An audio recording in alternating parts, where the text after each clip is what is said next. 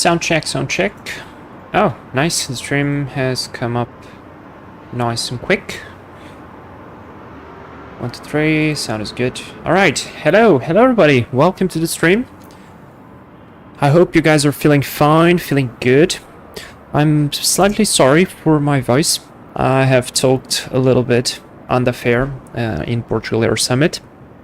Because, you know, I was there with my flight school and we had to present the flight school to the interested people, and as well I was sitting on a simulator and had to explain to a lot of people how to fly a plane and let them try. So it was pretty loud and I had to talk a lot, so my voice is a little bit weird, but anyways, I think we're good. So yeah, I hope everybody's in a good mood. Welcome to CargoLux 747 flight. We're sitting here in Luxemburg, just waiting for that 737 to depart. We're going to do 2 flights today.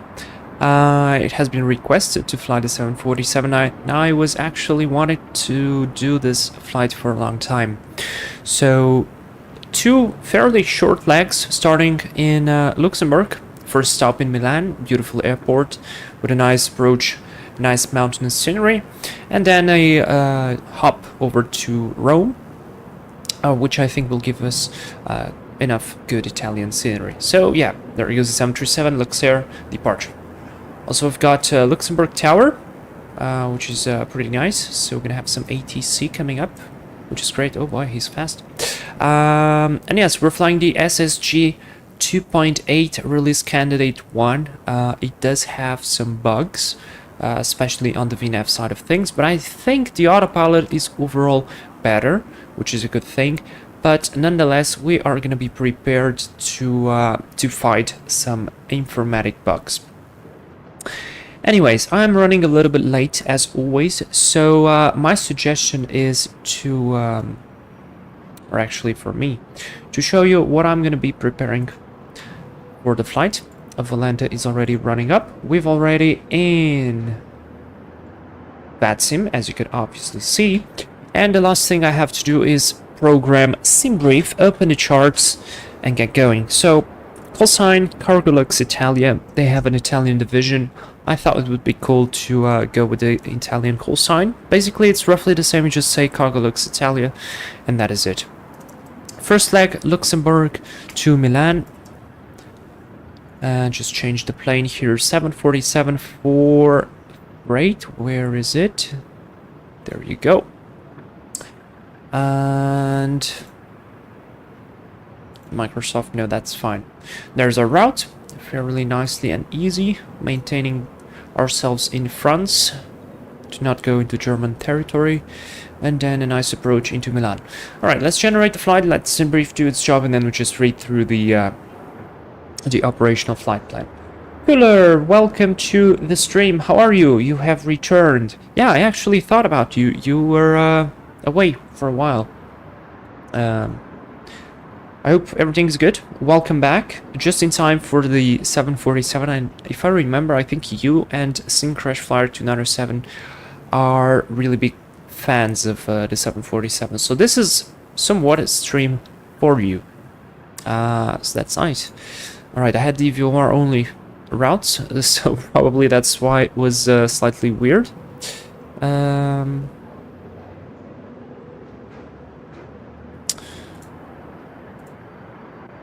prefer this one. Let's generate the flight.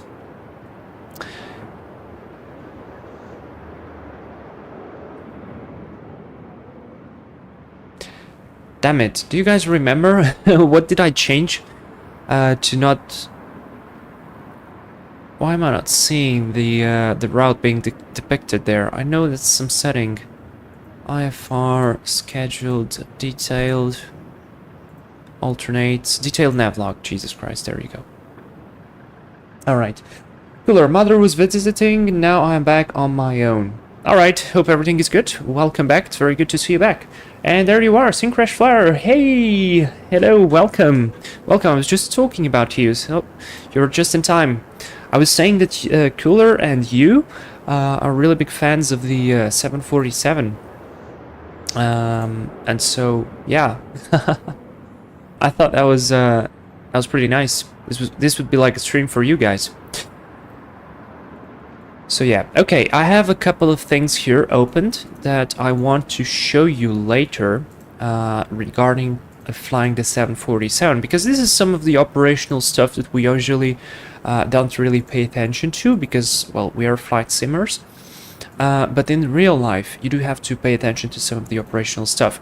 And I'll just have a quick look on it just as I finish open every chart.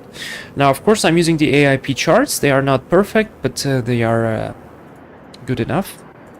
And they are the charts that we use in real life. So I have to be... I mean... I have to get used, unless I want to pay for Jeppesen or Navigraph, which I probably eventually will do, but just not at this moment. 747 is the best, oh yeah. Cooler, I'm not too big on the 747 actually, but also, who can't appreciate a 747? Haha, nice.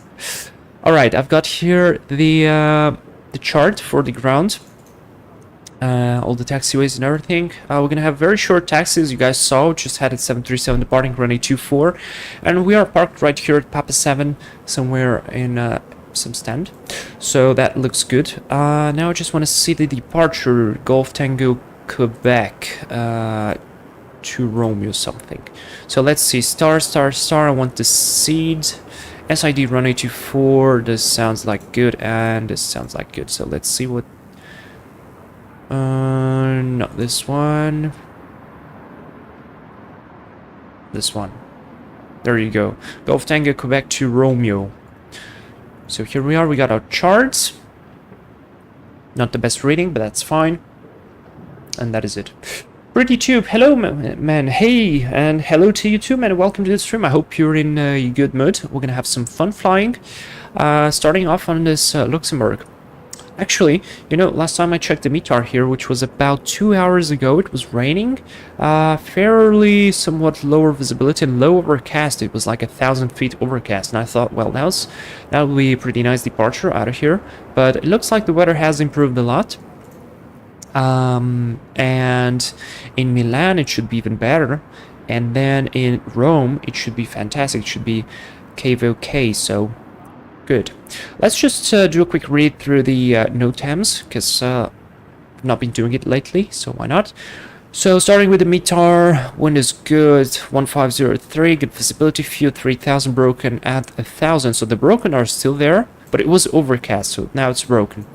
Temperature dew point is 11, so this actually means we might expect some degraded visibility, but it looks like not now. But usually when the dew point hits the temperature, that means the air is so saturated it starts condensating and you have fog. QNH 1015, and the terminal airdrome forecast is basically all fine. We don't really require the forecast. Let's see, NOTAMs. Northern part of Luxembourg center closed to VFR operation due to drone activity exercise for military, police, emergency, medical service, and firefighting. This is interesting, and this started on 25th of September, and it's gonna go off at 24th of October. But it's in the morning, so, and only Wednesday and Thursday. So this is not regarding to us, but still interesting information. Good to know. Runway 24 localizer, expect erroneous early capture. Runway 24 RNP approach available on request. Report when established on localizer. So this one is actually very interesting, but it will not affect us because we are in the sim, so that's good. Runway 06 precision approach lighting system category 1, 2 consecutive sequenced FLG, I don't remember what that is. Lighting unserviceable. Alright, so we've got some unserviceable lights there, but the rest looks good. Let's check the what do we have for Milan for now. Variable 1 knot, good visibility, fuel clouds 5519 on the temperature QNH 1019, no significant change, and the forecast tells us it's going to be basically variable 5 knots, scattered 4000, good visibility, and then closer to the night the visibility is going to drop. Patches of fog broken at 200. We've got ATIS there, VADSIM, that is nice. Do we have ATIS in Luxembourg? Doesn't look like so. Alright, that's good. I'll check it anyways later. And just do a quick read through the NOTAMs. Aircraft 10609 closed. Alright, firefighting drill with open flames may occur only during daylight hours, not With low visibility procedures activating. Okay, vertical signaling line, intermediate. Okay. So this is not going to affect us. This is for departure. I'm going to read that maybe later. Oh my god, this is a long no tam. Alright, let's just skip through it. If we see any red... No. Oh, this one might be good. Outer marker, ILS, running 35 right on test. Do not use the marker. It's fine. Okay, looks good. Let's just check the significant weather on the route. So we're just basically sitting right now in the crew briefing room. We've got a jet stream coming up there, but no significant weather, apart from ourselves down there in the peninsula. Let's check the sigmets, if we've got anything there. Doesn't look like so. Good. And infrared satellite, weather radar on. Perfect. Oh. So we might actually cross some weather en route to Rome. Good. Let's leave the airport forecast on, alternates, and leave it like this. Beautiful. Now, I've got the charts open. So for the taxi, for the departure, and in case we want to return, we're gonna land runway 24, and let's see, ILS. Just leave the chart open, just so in case. Like that, at the very end. Then I'm going to open the Italian charts en route, because we're going to have enough time. I've opened a couple of them already, but I'm leaving like that. And so, just before we go, guys, let's see. Let's read some of the stuff. You know, guys, the 747 is a pretty big airplane. And, you know, airplanes are classified according to their wingspan. They have a code letter associated, and you probably heard, and you probably at some point already noticed that some of the charts, especially the taxi charts, have like a page only for certain aircraft with the code letter F, Foxtrot, whatever, because the airplane is so big it cannot taxi on any taxiway from the airport. Now, when we usually fly like a smaller plane, an A320 and A319, that's probably almost fine, unless you go to some small airport on some island and they have like a smaller taxiway, maybe from some general aviation or regional traffic. But for these big jets, you actually have to pay attention to that. And how can we know? Well, Skybrary, it's a wonderful website. It has a lot of information. I advise you, if you want to search for something, definitely you can search it here. They have very good sources, and they use the real world information. And basically you have a code letter associated to the wingspan of airplanes. Now, if you can see here, Charlie goes for the Airbus A320, 737s, all that stuff. Delta goes for 767s, etc. And Foxtrot goes for planes that have a wingspan higher than 65 meters but less than 80 meters. And that's where the 747-8 comes on. I even found on the CargoLux website, they have all the characteristics of their planes here, and this is pretty cool, but the wingspan is exactly 68.45 meters, so it's within the limit there, and it's for letter Foxtrot.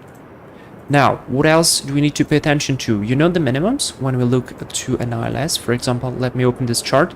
We've got these letters here.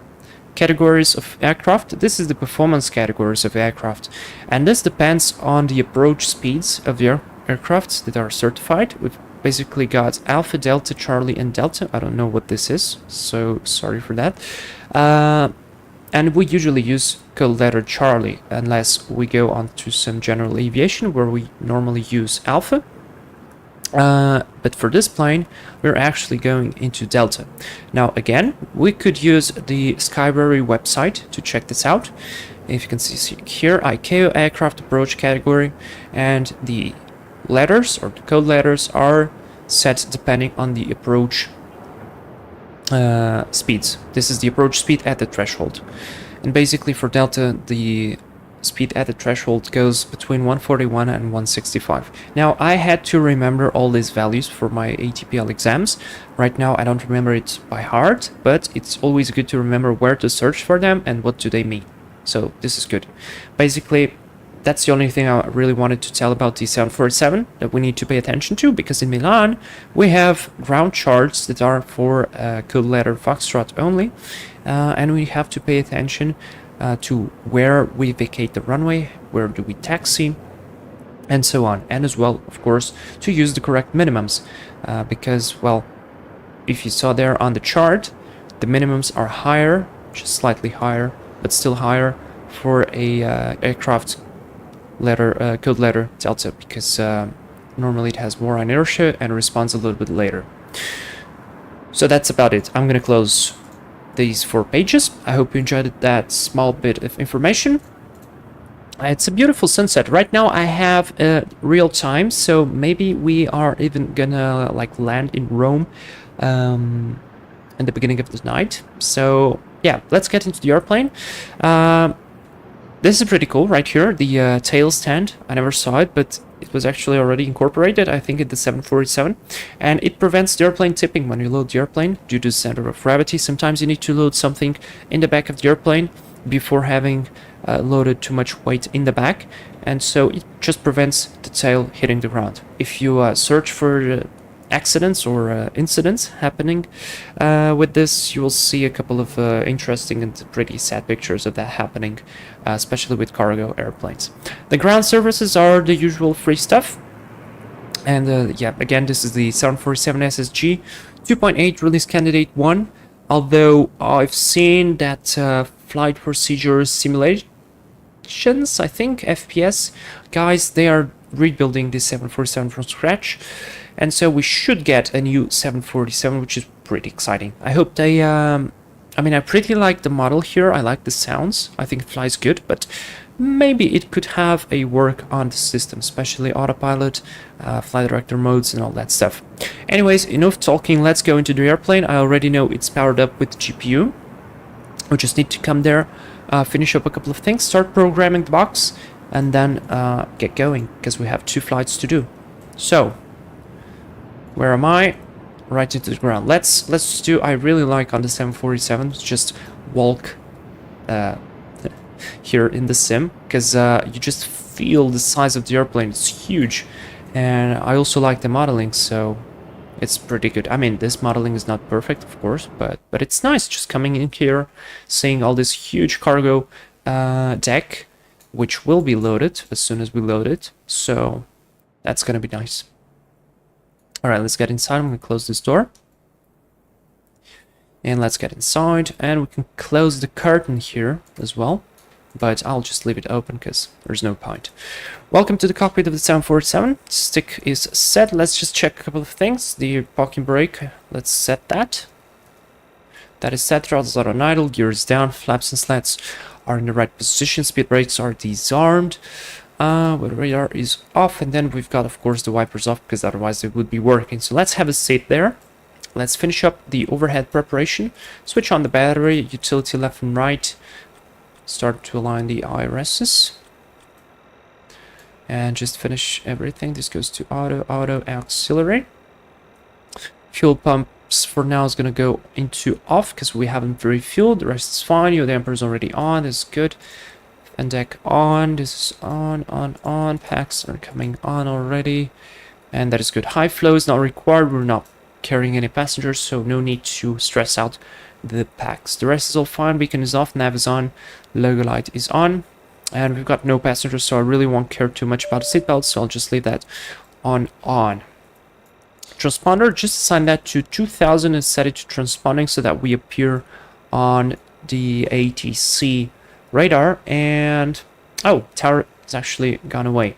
Now, speaking of ATC, I need to submit the flight plan real quick. So let me just prefile on VADSIM, submit the flight plan, and that's it.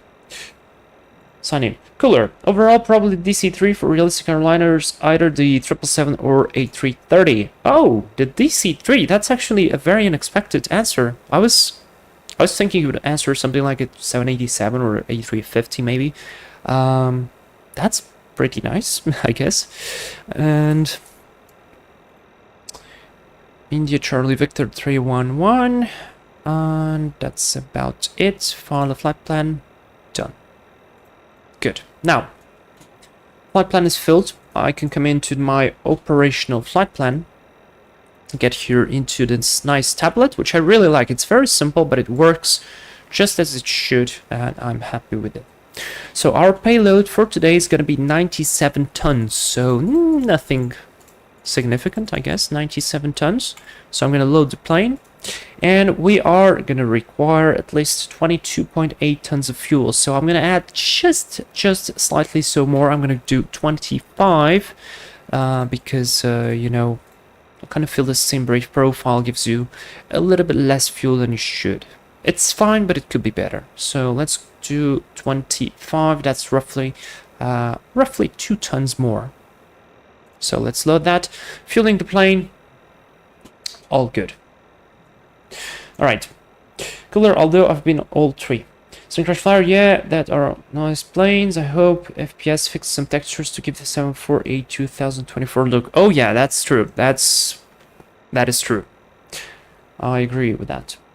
I love the old aircraft. I'm glad we've moved beyond them, but I still love them. Yeah, I kind of agree with you. And hearing those is fantastic. Oh, by the way, I don't know if you saw the video I posted on the channel. We had a pretty big fire like a month ago, maybe. And here where I live, they have a couple of Canadairs based. And those are still piston Canadairs. And I had the luck 2 years ago, I think, to stand near them. And now I had the luck to see them really close. So they were water scooping like maybe 100 meters from me. So that was really close, and I got to film them. And so I did. And I filmed some fire buses as well. So you got the video on the channel. If you are a fan of piston sound, definitely take a look at that. Fly TBA, how to update this SSG 747, sir? Fly TBA, I actually... what's going on there with the frame rate? 14 FPS. Oh, I guess that's because of the cockpit, maybe? We'll see. I just downloaded this from the store. Basically, this is the latest version that they allow you to download from the store. And it's 2.1, release candidate 1.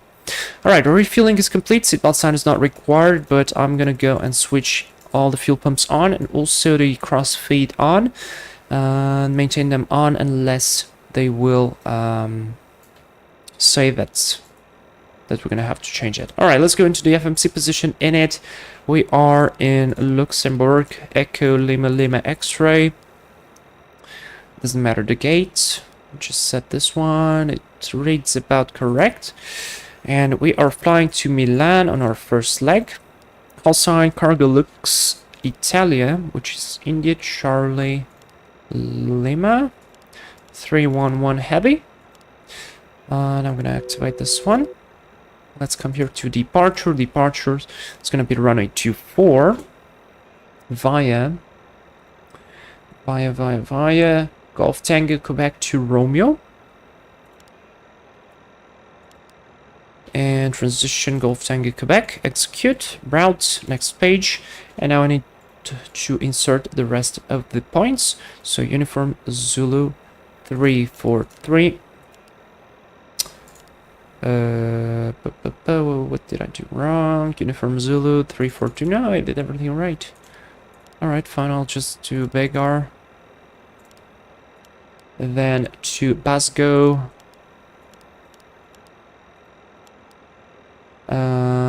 Oops, that's a mistake. That's a mistake right there. Oh no. Oh no. Alright, I'll do it another way. Let's try like this. There we go. Basgo, then Zulu 424 to Riksuv. And then we're gonna have our approach into runway 35 right. I'd prefer to go to 35 left though. There's a short taxi there. Alright, next is all fine. Arrival, let's just do arrival just for the sake of it. We're gonna do ILS 35 left Zulu via. Just insert something there. There we go. Riksu 3, let's do 3 Echo, really don't care. Just do anything via the transition, execute, and just leave it there. Alright, performance in it. Now, we're going to be climbing. Gross weight and CG is already on. Our reserves for 9.7. Cruise level 330. And cost index is showing me 77. So I'm not sure it's going to work, but we're going to see. Thrust limit. Let's do a takeoff. So full power, climb power. Yeah, let's do full power. Flaps 10, which is the minimum. The flaps we can do for takeoff trim's gonna be 9.3. I can set that already, I think. 9.3.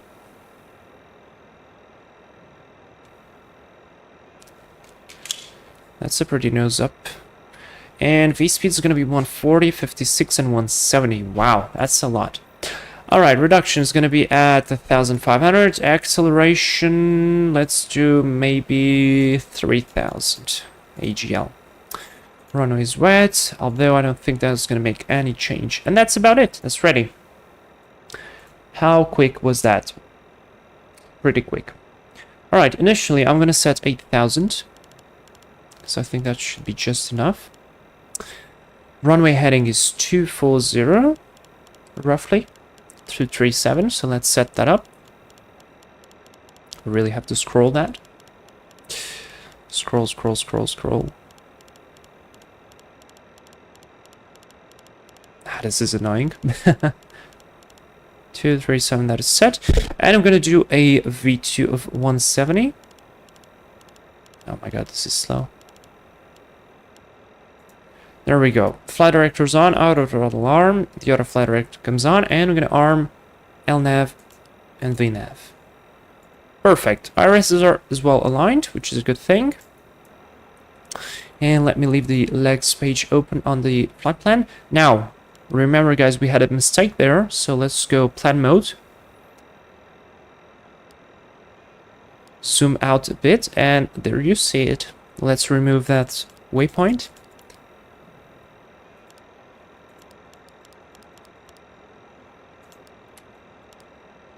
Big R, and I think it was Bargo, so let's remove that. There you go. And now we've got our correct flight plan. Perfect. Thrust limit, takeoff, leave it on the takeoff page. Good stuff. Now we've loaded the plane, we can actually take a look outside, and we will be able to see that the airplane is actually loaded down there. So this is very well done on their side. Okay, and let's go and start closing everything. Closing the doors, closing the doors, closing the doors, switching off the lights there.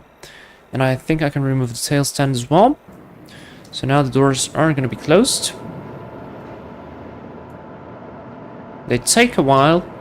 So we're going to use that to do what we do here on the channel, guys, because it's time for it.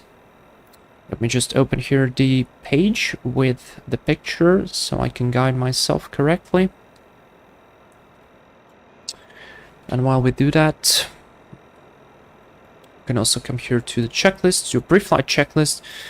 Got to check the oxygen. Oxygen is tested. And so pre-flight checklist, oxygen tested, flight instruments heading, altimeter, QNH is 1015, so let's set that. Set reading 1280. Elevation of the airfield is 1213.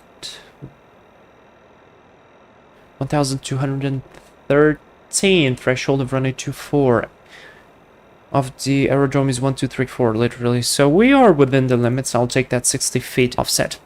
Flight instruments heading, altimeter is set, parking brake is set, fuel control switches are cut off, so pre-flight checklist is complete. And next comes before start checklist. But before that comes something else, and Sim Crash Flyer just wrote the right thing. It's briefing time. And so it's a departure briefing times. Are you guys ready? I am. And cooler, you saw it, that's great. Also, while I was gone, I finally got Navigraph. Awesome, congratulations. That's brilliant. So now you are finally having and enjoying the best charts out there. That's wonderful.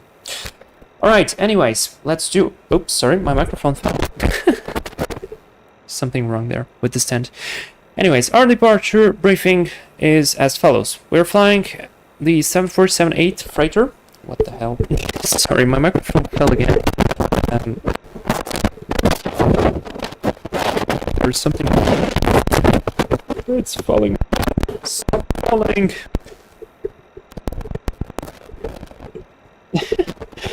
Alright, I guess it's just dead. Wait, no, it's falling on the other place. Alright, I was fixing the wrong thing.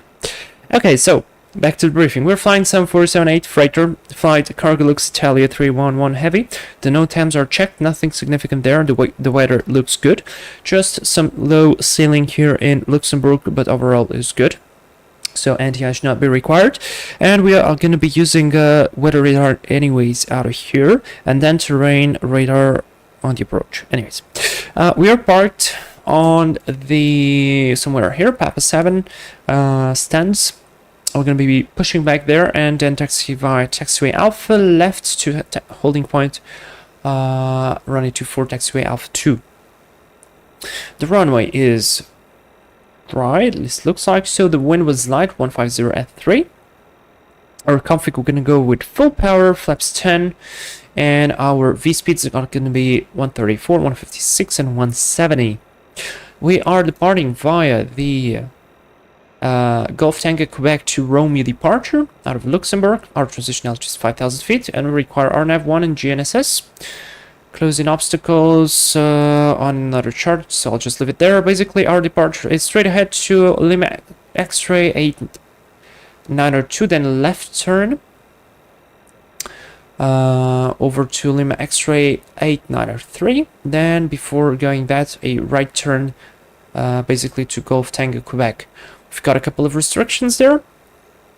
And the first restriction is Sutal above flight level 060, and then Lima X-ray 883 above flight level 080, because we have some areas here. Basically, you can see there, this red area is, I don't know if it's dangerous or what, doesn't say there, but this is basically the code of that area, and it has a vertical limit there, starting at 800 AGL and a lower limit of 2,700. Maybe that's some sort of VFR corridor or something, I don't know. And then we continue to Akello, crossing that above flight level 130, and finally to Golf Tango Quebec, which is the Grost Queen BUR. That's about it. Whoops. Readiness are not required, no special considerations apart from being heavy, but not crazily heavy. And for the normals, we'll just do a quick revision of the rejected takeoff. So this is for the Boeing. If something goes wrong, below 80 knots, we stop on the runway for any malfunction. Between 80 knots and V1, we stop only for significant malfunctions. In which case, I will call reject, apply the thrust, actually set the thrust to idle, and then maximum reverse, let the auto brake work, stop it on the runway, set the parking brake, advise the ATC, and then assess the situation. If that will not be the case, we're going to be climbing up straight ahead, maintaining 4,000 feet, and then circling back 4,000 feet, because that's the MSA, 25 miles around the airfield. We'll be 1,000 feet above maximum obstacle, and then we're just going to circle back and land runway 24, right from where we departed via NILS. Now, regarding the overweight landing, let's just check here on the OFP our weights.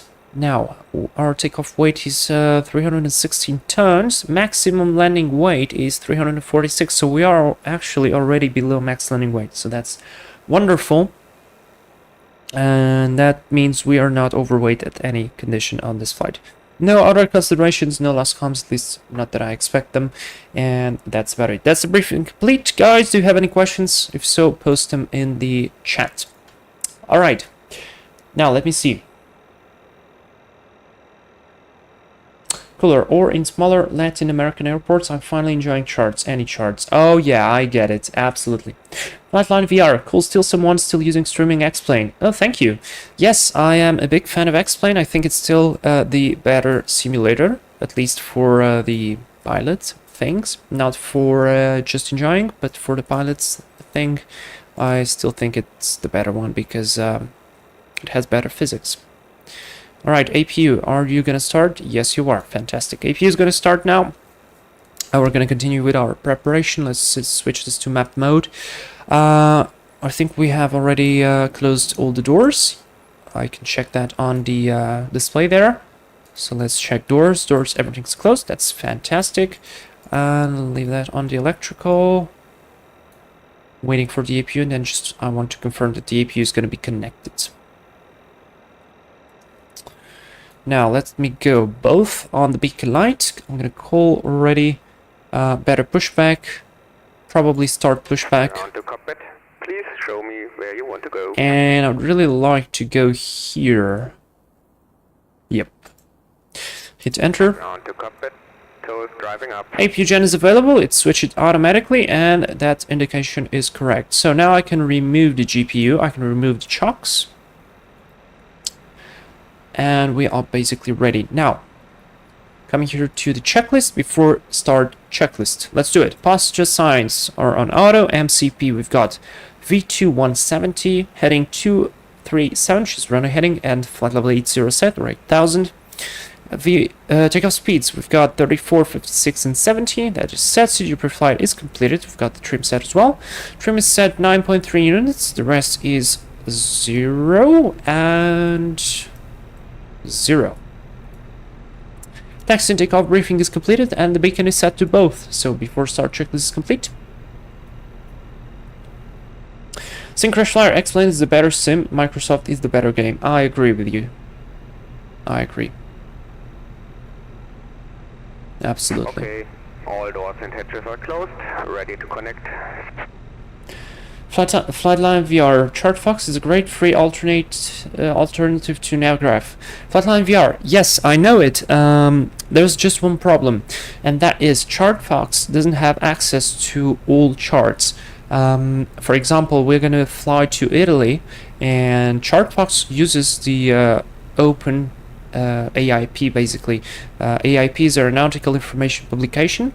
It's basically the base charts that are done by the government or whatever entity that's responsible for a certain country. And basically from those charts, Jeppesen, Lido, and other providers do their charts, which are a lot better in terms of overlay. Although some AIP charts are very good, like the Norwegian AIP is fantastic, Spanish AIP is very good as well. But the problem is they're basically always different for every country, and ChartFox uses that AIP, and the problem arises when the AIP and bypass pin inserted. Release parking brake. Standby. The AIP is locked. For example, in Italy you have to create an account to access the free charts. So I had to create an actual account on the AIP website in Italy and Slovakia and other countries, and so sometimes it's a little bit difficult to get those. So yeah, but yeah, still it's great, great alternative, especially if you fly mostly in the US. I think it has everything US regarded. All right, I forgot to clean up the ground stuff on the outside, so let's do just that, and we are ready. Lights are looking good, so brakes are released, you're clear to push. And you may start the engine. And away you go. And now I'm just gonna be looking at the pushback because I'm not sure it is gonna do a good job, because if I remember correctly, yeah, I have to steer the airplane. That is true. What is that guy doing? Why is that guy going with the pushback? Alright, I have to steer. By the way, guys, do you notice that the wheels on the back steer as well? That's realistic. That's realistic. Yeah, okay, better pushback doesn't work. Still very good with this 747. So I have to do it like this. So I have to steer it manually. And that's exactly why I'm not starting the engines yet. That's alright. At least we're gonna disconnect quickly and then get to taxiing pretty fast. Cooler, within the US and much of Europe, you can totally get away with never leaving ChartFox. Okay. Yeah, I've used it, I think, a couple of times, but yeah, it was almost never like 100% enough. Alright, mate, that's good enough for me. You can just stop right there. Operation complete. Please set parking brake. Brake is set, starting number Connecting tow. 4 and 3. And 1 is on the rise. Actually, correction, and 2. And run and run. Let's see the outside.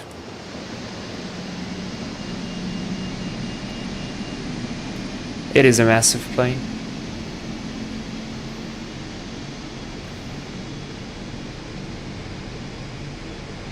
Also, guys, good news.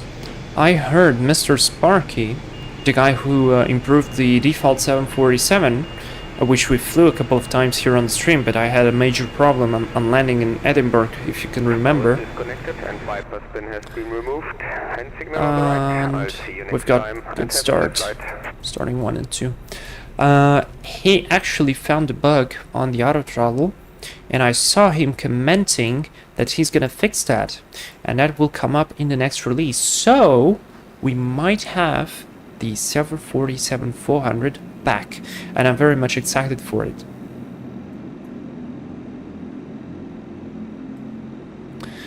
There's the hand signal.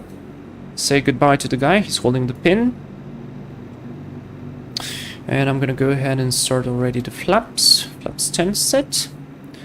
And waiting for the auto start to be complete.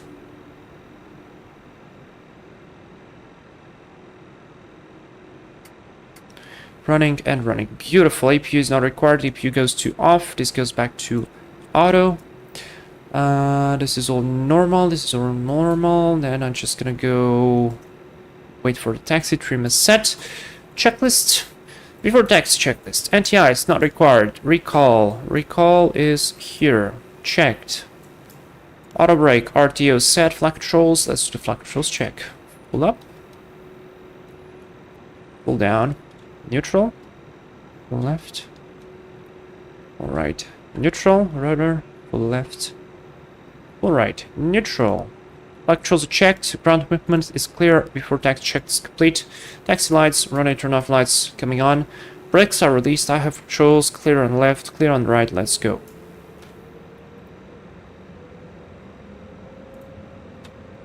And we do not have any ATC. That's good. I don't know why was that lagging so much there, but it looks good now. Frame rate is actually nice. 22. Yeah. This airplane is not very well optimized yet, but looks like it's fine now. Now on this plane as well, we have a nice feature there to see the taxi lines, and I think that's the only plane that does this fairly well in X-plane. I can't remember another plane that does this. So, a bonus point for them. Cooler, what are we carrying? Oh, look, private jet. Wow, this is unexpected.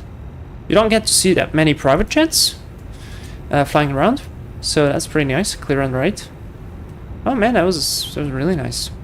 What are we carrying? I don't know. What can we carry from Luxembourg to Italy? In Milan. To Milan, should I say. Maybe some technological stuff, I don't know. I don't know what do they do, really, in Luxembourg. I know in Holland they do a lot of cheese. Belgium does chocolate. But I really don't know what Luxembourg does. Flatline VR, are you flying on VADSIM? Yes, I am. Absolutely.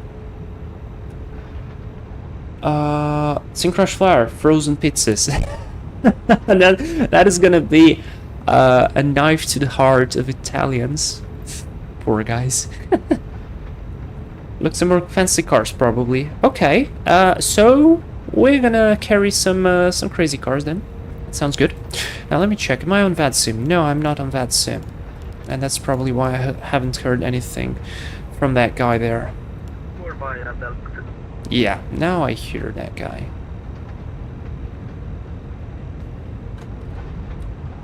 Let me just check that there's nobody else coming.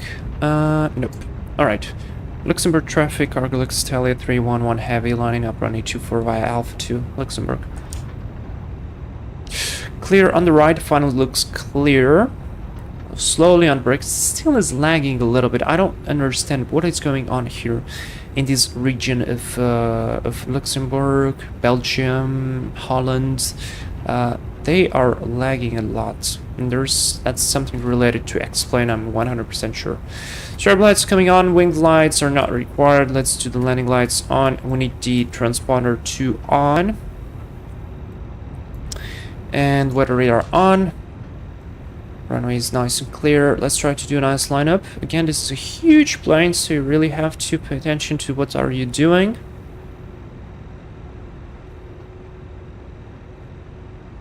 And there's a quite fairly big upslope there. Oh, look at that lineup. That was pretty good. Alright, let's stop before takeoff checklist. Flaps are set to 10. Before takeoff checklist complete. Are you guys ready? Did we receive takeoff okay? I think so. Let's go. 40%. That's roughly stabilized. Take off. Thrust reference. Let's go for the throttles. Let it climb. And brakes released. Yoke forward. It looks good actually. Thrust is almost set. Airspeed is alive. Yeah, we're gonna get kicked out of that sim. There's definitely something there. 80 knots. 80 knots checked. Remove the forward pressure.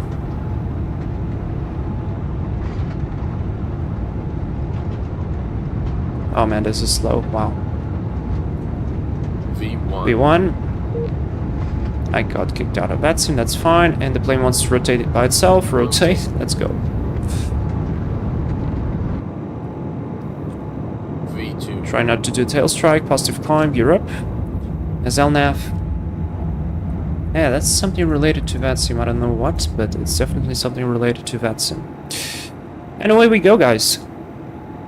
Now, I really don't want to see idle there. LNAV, VNAV speed. That's definitely not right. Definitely shouldn't be idle. Let's follow the flight records. Lower the nose.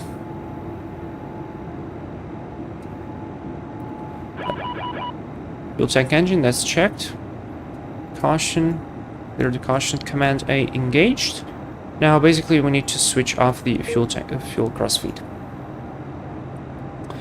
And there we go, back into the VATSIM bullshit of disconnecting. That's alright. Okay, so now I had the bug with VNAV that the speed was restricted to 176. I don't know why, I don't know for what reason, but basically it was. And yeah, it really shouldn't. So if we keep climbing out of here with a speed of 190 knots without accelerating, I will probably myself just flat level change it and get going, because that's fine. Like, listen, the frame rate is not even bad right now. Why are you kicking me out? Okay, VNAV looks to be working now. That's actually good. So we're accelerating greatly. Let's go flaps 5. Speed is checked. Flaps 5.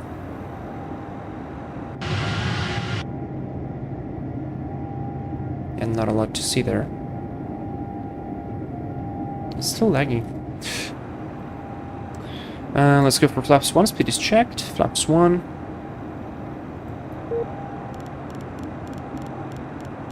Yeah, I guess this plane is not very good for flying VATSIM.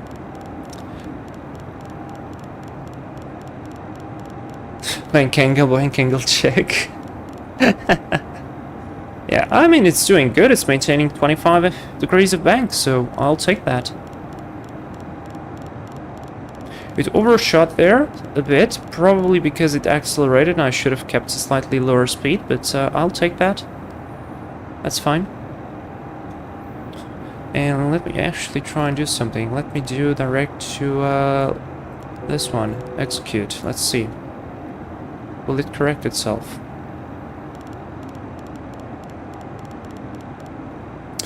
After takeoff checklist, the gear is up. We're just missing the flaps. Past transition altitude, which was 5,000 feet, so I can set standard, and standard here. Oh, this doesn't work. That's fine. 1,000 to go. Let's keep climbing. Alright, so far I like what I see. Let's do 140. Switch off these lights.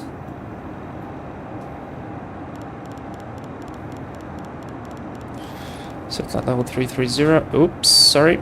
And let me try to connect again to VATSIM.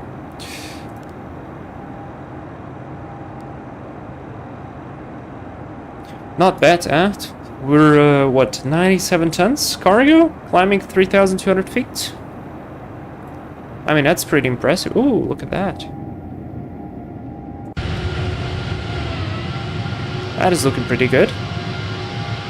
Apart from this box.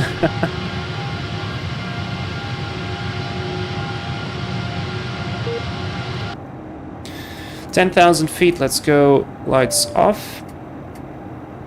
Logo light off. There we are, accelerating, flaps up. Speed is checked. After takeoff, checklist complete.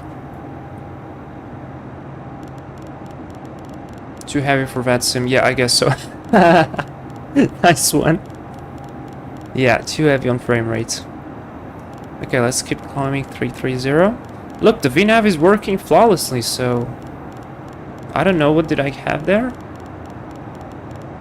But something was broken for me. Let me try again.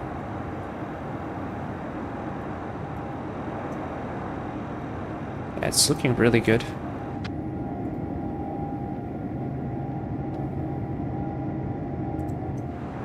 Okay, this is last time. If it kicks me out now, I'll just get out of that soon. That's fine. Panel lights are all good. This is all good. It's doing a good job. We are following the restrictions.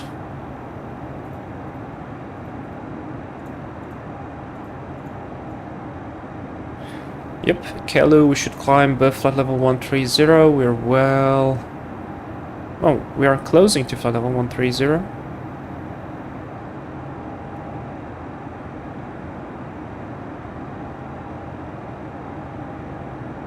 Look at it go, man. This is impressive. What a plane. 747, so heavy, and managing to climb like that.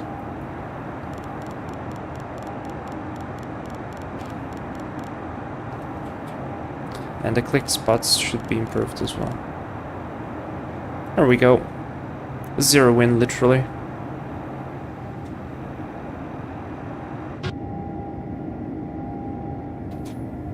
It's pretty good.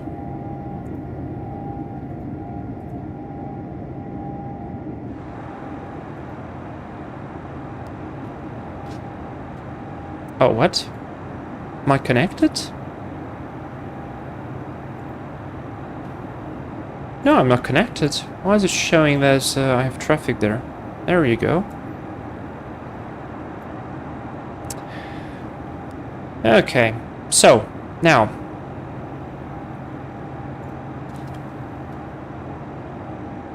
Look, the FPS is 24, and it's still kicking me out. You see, it's above 20. So I really don't know what's the problem.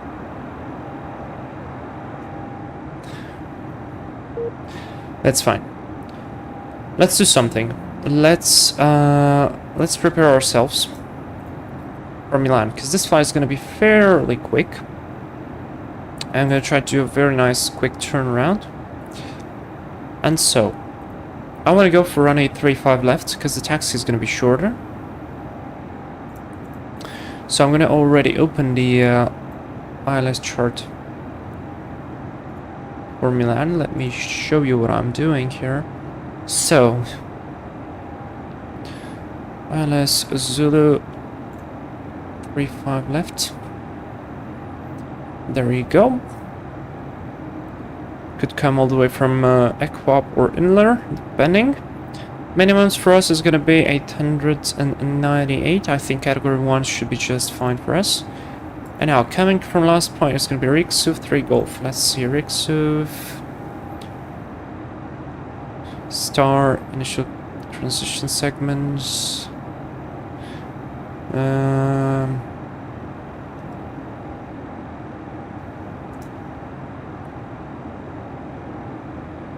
There you go, Rixuf. 3 Golf, that is it. Tun, tun, tun. And over to Inler. Brilliant. Let's go into the departure and arrival. Find the ILS 35 left Zulu. Osprey Golf. Via, let's do Inler. Execute. And let's see what do we have there now. So legs page. Let me leave this at VNav. And now let's see legs step by step. That is all correct. Very nice.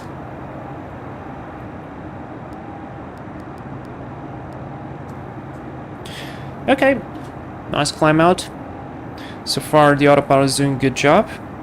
We're climbing 330 knots, which is impressive, and still maintaining almost 2,000 feet a minute. I'll try to connect again to VATSIM, but I feel like it's going to be the same. But it feels really smooth now. Yeah, look, I'm showing 28 frame rate, and it's still disconnecting me. I think that's a bug with Xpilot. That's definitely a bug with Xpilot. Because this happened to me a couple of times, and I had to restart the sim. Which is something we're not doing now. So I just restarted Xpilot. Let's see if it improves.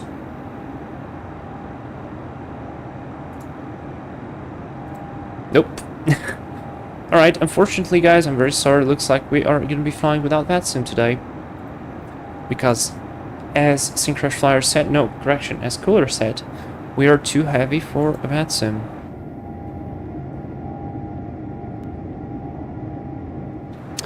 That's alright.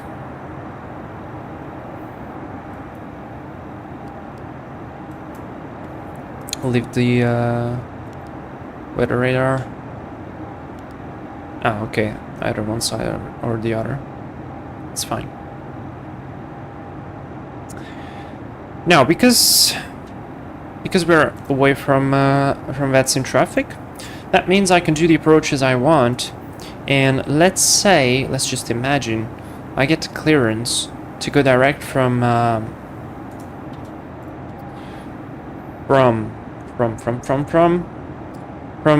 Mike Charlie 561 to Inler. And that's exactly what I want to do. So let's compare Inler. Mike Charlie, what was the point? 561, oops. 561, where it is, there you go. So like that, insert, and we've got VNav descent. Now I wonder, will this VNav work? I don't know. But another thing that I really want to try is fix info. So let's say I want to cross Mike Charlie 561 at 5,000 feet, or approaching to 5,000 feet. We can even say 4,000 feet. So let's do Mike Charlie 561 at 4,000 feet. So this works. This is nice. Now to calculate our descent, we're gonna roughly have, the wind is actually 0, by the way, and that's exactly because I have customized the weather, not downloaded the real weather. Nice one. Sorry. Let's correct that real quick. Yeah, there you go. Now that's real weather. So we missed the rainy Luxemburg. Ah, rip. That's fine. The departure was good. So what was I saying? Fuel imbalance 124. Oh, this is interesting. I never had that. Let's see. Fuel. 4.9, 4.8. Reserve 2.1 there. What's going on there with the fuel? Let me switch the crossfeed valves. Yeah, we're definitely having an imbalance there. Well, I'll leave the crossfeed valves for now on. Maybe it will sort itself out. We'll see. And anyways. So we have a wind coming from the back. That means we are gonna use a couple of more extra track miles. Now, if we pay attention, we want to be at 4,000 feet. We're climbing to level 330, so roughly 33 minus 4 is going to be 29. 29 times 3 is going to be 87. So 87 miles, that's at least what we require. I'm gonna add a couple of extra miles, so 87, let's add 10 miles. So 97 miles from here, we will start our descent. Now my question is, can I add a circle? Yes, I can. Beautiful. And that's very roughly close to the calculated top of descent. That's how we check if the descent is correct.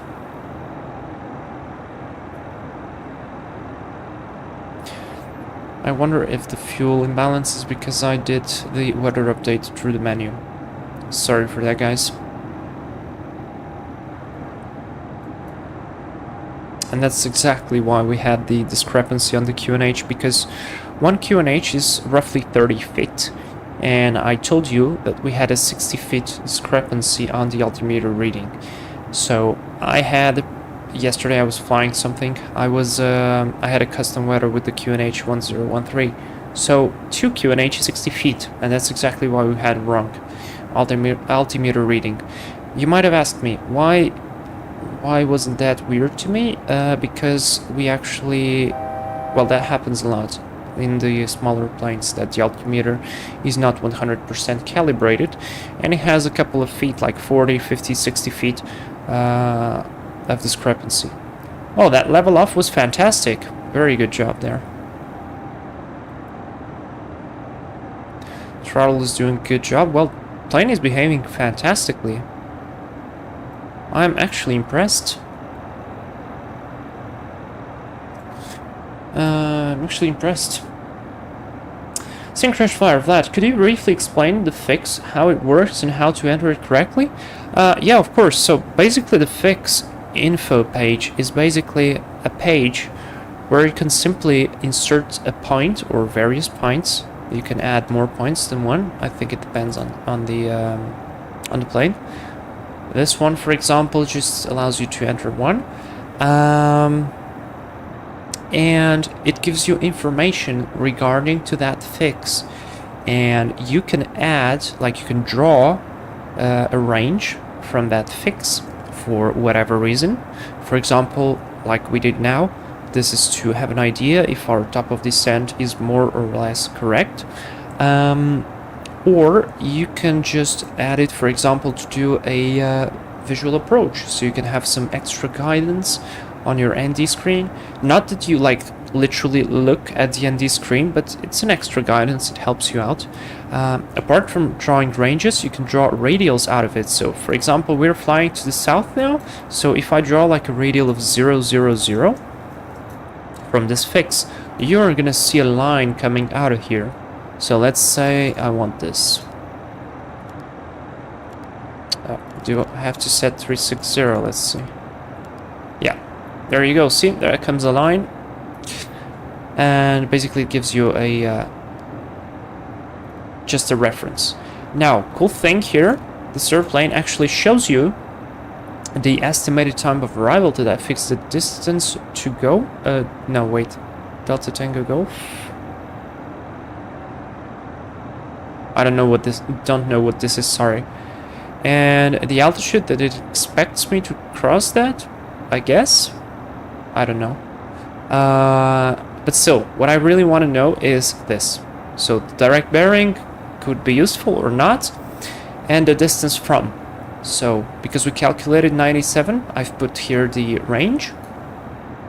97, I could just look here and say, okay, at 97 miles we start our descent.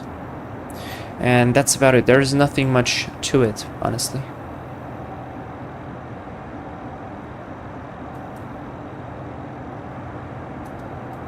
Now, I don't know how to work with the imbalance of the 747, so I'm sorry. I could fix that if this would be a 737, A320, even on the Embraer, but not on the 74. I don't know how to fix imbalances, but it should be like this because according to this scheme, the fuel is all interconnected, so it should balance itself, I think. So I'll just leave the crossfeed open, because if I close this one, for example, yeah, you see there, it closes that one, and I want that connected because this has a lot of fuel. So yeah, anyways, I hope that gets fixed.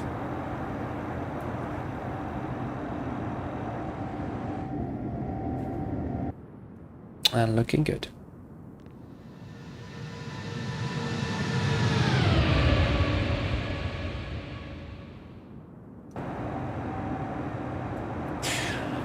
You're welcome, Sync Crash Flyer. I actually, you know, now that you're speaking of this, I want to do a tutorial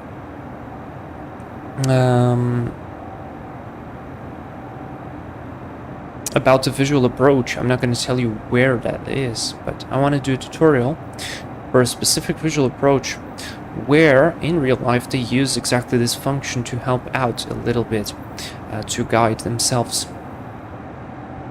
with the approach. And it's not difficult, and if you will follow the steps that I do with that approach, it's going to get things so much easier. So yeah.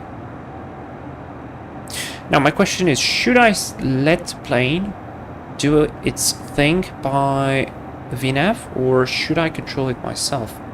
I don't know.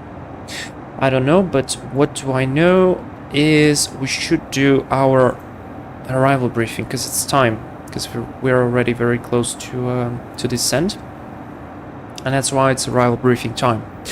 So the status of the airplane is so far so good, it's behaving fantastically. The weather is good as well. No temps are checked, and tests not be required, and we're going to be used terrain radar on the descent because we have a lot of mountains around Milan, and so it's getting dark slowly. So the visibility is going to probably drop just because there's no light outside. Our top of descent is calculated. My top of descent says 97 miles. The plane's top of descent says a little bit more, but it's reasonable. We are going to arrive at Riksuv 3 Golf, basically coming from Riksuv to Mike Charlie 9085 above flight level 120, then to Xelga, then to Mike Charlie 968 and Mike Charlie 561. And because we are offline, I'm going to just turn left direct to Inler, which is the initial approach fix. And from Inler, we are just basically set up for the ILS run 835 left. Inler, we should cross above 4,000 feet, then to the intermediate fix, ECPOP above 3,000, maximum speed at Inler is 190, maximum speed at ECPOP is 180. This is actually important because we're not very far from the ILS and because we need to stabilize ourselves.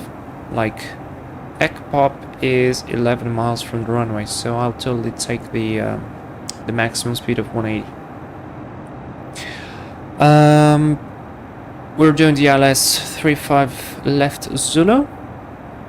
Aerodrome elevation is 768, and our minimums are going to be 898. So we just round that up to 900. And in case we go for a missed approach, we proceed on course 346, climbing to 4,000. And at 1,450 feet, not before Mike Charlie Sun 02, we turn left, maximum speed 210 knots, direct to ECFO holding pattern. And that's basically it. Now, as for the alternate, our alternate, I actually forgot to check what was our alternate. But our alternate is Borgo Panigale. I have no idea where that is, but that's fine. And we should have enough fuel to go there. We're now with 19.4 tons. I think that's just enough. As for the config, we're going to use flaps full out of brake 3 because we're fairly heavy.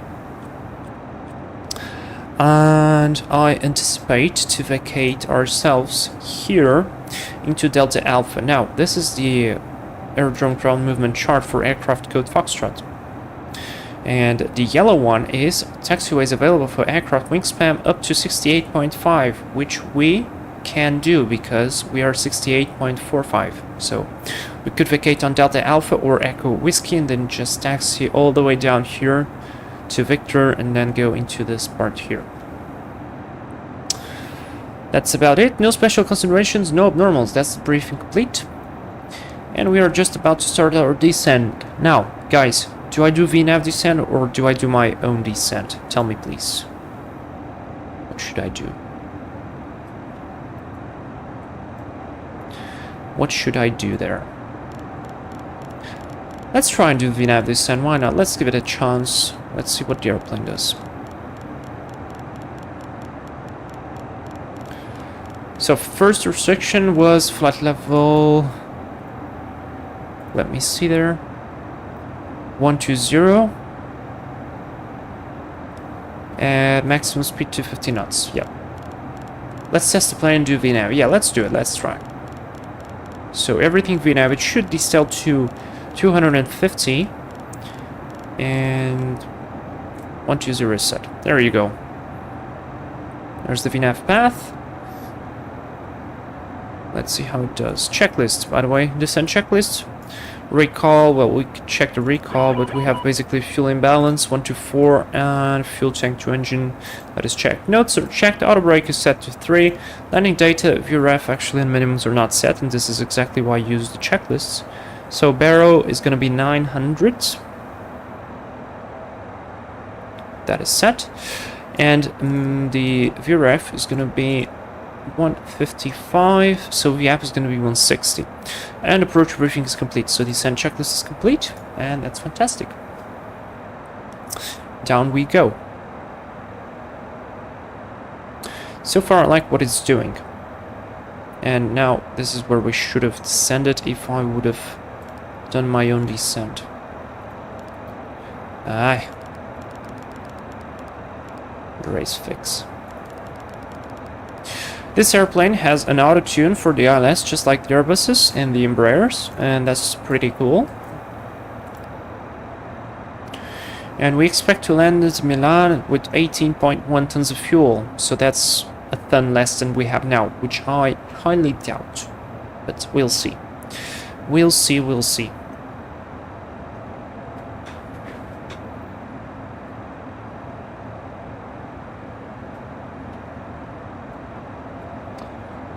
Really love here the tablet, because we have elapsed already. We have here in kilometers and in miles, how many time, what's our altitude in meters. Not that it's difficult to just press this button and have the readout in meters, but still, it's pretty cool. And how many time do we have to go to the destination, outside temperature in Fahrenheit and in Celsius, and the local and UTC time. So this tablet is very, very well done.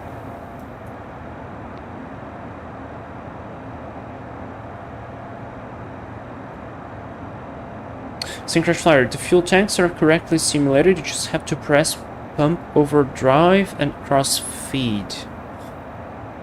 Pump overdrive. The problem is, I am not very familiar with this plane, so...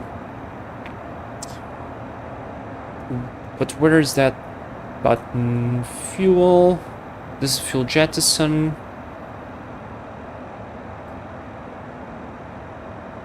I mean, this is the fuel panel, like right here. But I don't know, what do I have to press? Yeah, now that I see, the textures are actually pretty poor. Like, very poor actually. Look at that, that's terrible. So yeah, they need to texture this plane up. Wow. Okay, it's bad. It is bad. Wow. Now I notice it. Let me check something as well. If I come here to the menu,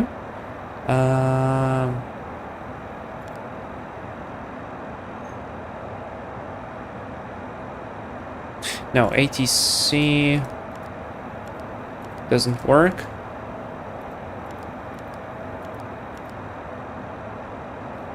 Ah, okay, doesn't work.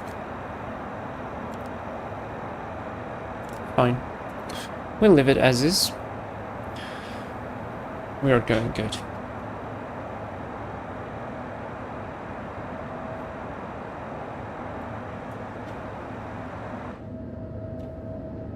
Lovely view, look at that. And there's something to it, having 4 engines, it's just incredible. And I think I told already in the previous streams, guys, but I have an instructor from my flight school, he's going into the 747. So, yeah, I'm gonna be an annoying guy and ask him questions about the plane. So we are gonna improve our 747 flying, especially if the 747 gets better. but this is pretty impressive. I mean, the guy is gonna fly 747s in 2024. How amazing is that? That's pretty amazing. At least as I think. Maybe you can jump seats someday. Oh, I don't know, maybe, but I very, very highly doubt. Because those are probably gonna be cargo 747s. And it's located in Asia. So it's pretty far from here, from where I am. And probably rules. Synchro597, I can send you later a picture if you want. Yeah, of course. Send me to Discord. I can check it out now on my phone.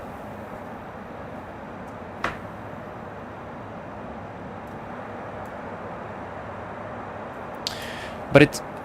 I don't know, maybe I'm mistaken, but it correctly pumped out of all the fuel from Reservoir 4 into the main 4, and if I recall correctly, it's actually not burning too much here on main 1 and main 2, so it looks like it's doing something.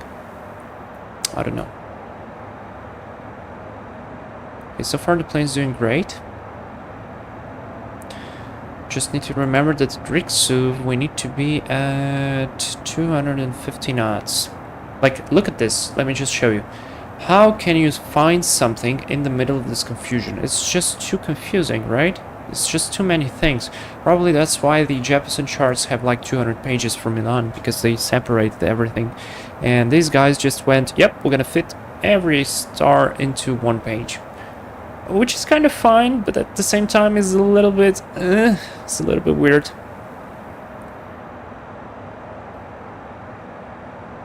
Yeah. Whatever. We're gonna be fine. And it's looking so beautiful. You know what? I really want to put some time... I want to push the time backward, because otherwise we won't see the mountains. Should I be into time, or should I just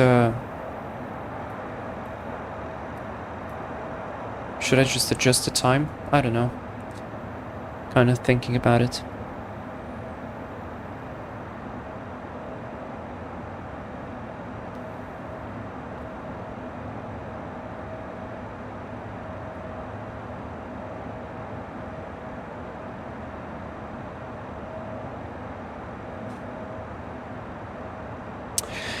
Transition altitude in Milan is 6,000 feet.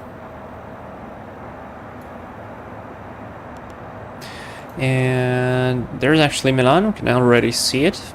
It's pretty good. Now, we're flying direct to Riksuv, but the speed is not there yet, so we're gonna bust the speed. It should be 250, but it's definitely not 250 here. So what if I go there and I set to 50? Will it do it? Yes, it will. Let's see. Yeah, it did it. Fantastic. There you go. Throttles to idle. Oh man, I like this. It's really good. And it's not losing itself. The direct 2 works very well. I mean, I think they did a good job in systems here. It's just the texturing and the frame rate should be optimized.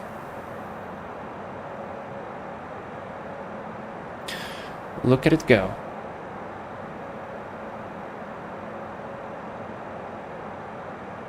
Now let's see. We're gonna cross Riksuv. Mike Charlie 985 should be above flight level 120, which we are doing right now. That's great.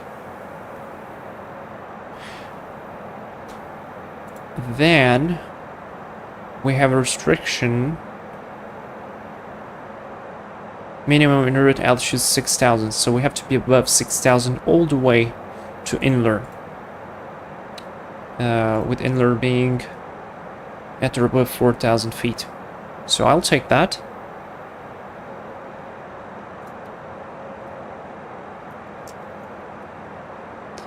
I wonder, do we have ATC in Milan now? No. Oh, look, we have a CargoLux coming from Amsterdam and landing now in Milan. 747 as well. We have no ATC in Milan. Let me try and connect to that sim again. Maybe we'll get lucky and it will work because it has been really smooth. Oh, we have tower. We actually have tower. Let's see. Arrival ATIS. Information echo. Type of approach ILS Zulu. Runway use 35 right. Shit. Advice have information echo. Oh, I really don't want to taxi all the way. Do I maintain VATSU? It's not quitting me, so perhaps we can do it. Let's see. Let's try. Let me try. Maybe I'll break the plane now. Let's see. Arrival.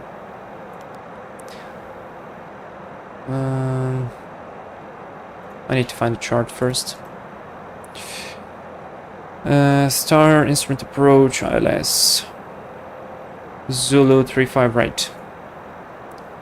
Talk to Inler. It actually goes from Inler as well.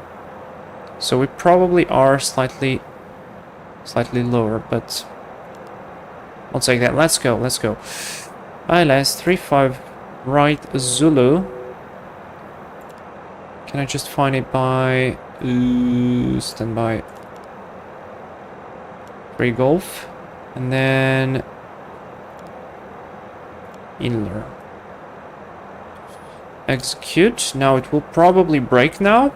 Let's do heading hold. Yes, heading hold. And now I can come to legs and I can fix this. Inler. Mike Charlie 561.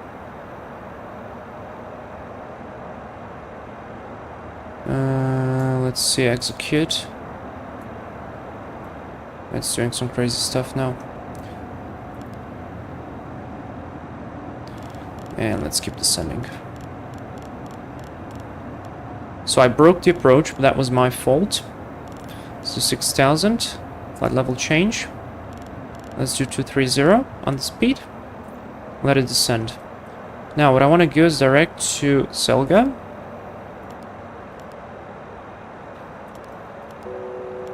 Execute. Back on LNAV. Back on VNAV. Speed is checked. Flaps 1.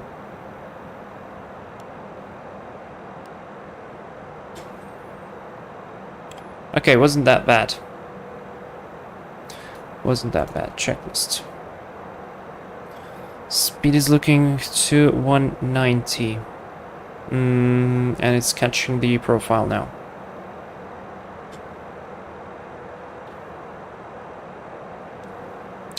Transition level 70, QNH 1020. Just checked.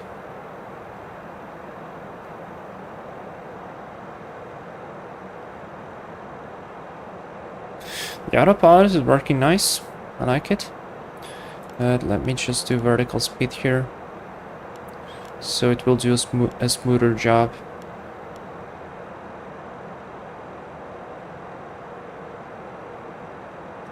So we're a bit high. Some speed brake.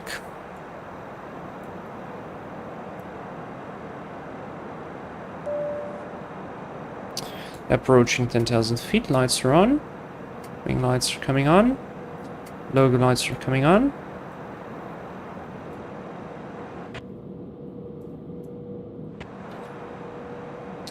Tower is 118.4. Let's listen to it.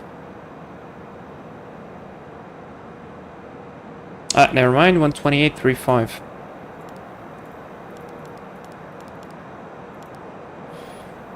I love it.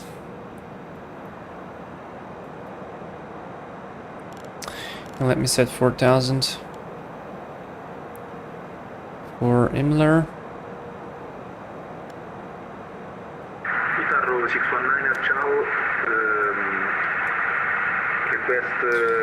Let's set to QNH 1020. Whoops. 102 set. Approach checklist altimeter set.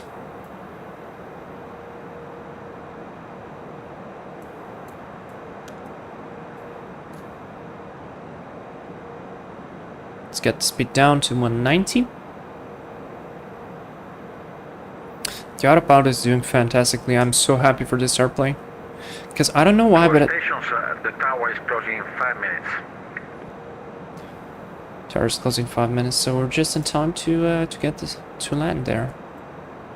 Busted my my beautiful profile. Beautiful approach. No. But that's okay. Alright, and because we are landing on another runway, we have another minimums, probably. Yeah, it's roughly the same. So same minimums. The go-around procedure is different though, so let's just rebrief. Proceed on course 343, climb 4,000 feet at 1,400 feet, not before Mike Charlie 801. Turn right, maximum 200 direct to Mike Charlie 804. And then proceed to SRN holding pattern. Okay, we've briefed the approach. Let's do speed check, flaps 5.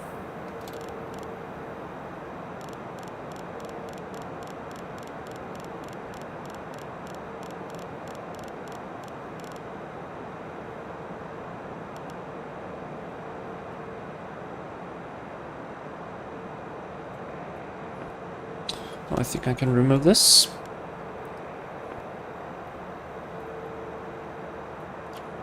Need to set the chart open. Talk to go should be above 3,000 feet. That's checked. Nordic Station Yankee, Unicom 1278, ciao.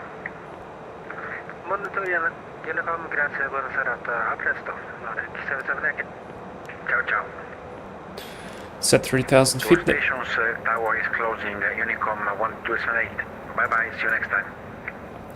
Well, that's unfortunate, so we just changed runways for basically nothing. That's alright. Slightly below the glide slope.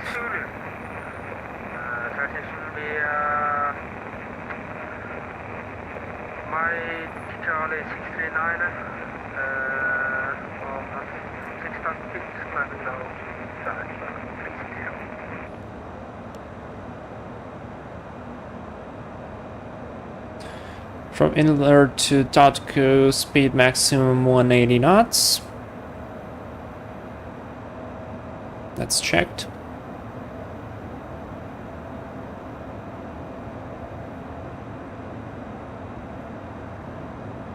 Let it level off, then I'll go for the flaps. And Milan 1 traffic, we are 4.7 miles before Mike Charlie 69.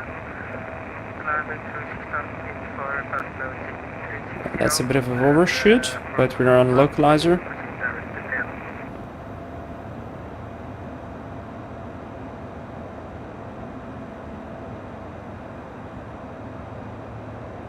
Let's go speed 180. Speed is checked, flaps 10.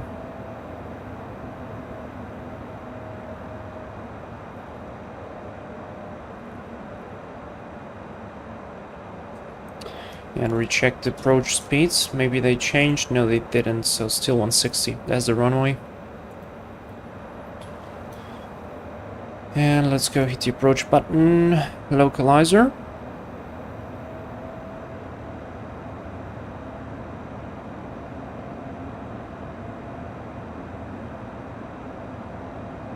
Now where did the vertical speed go?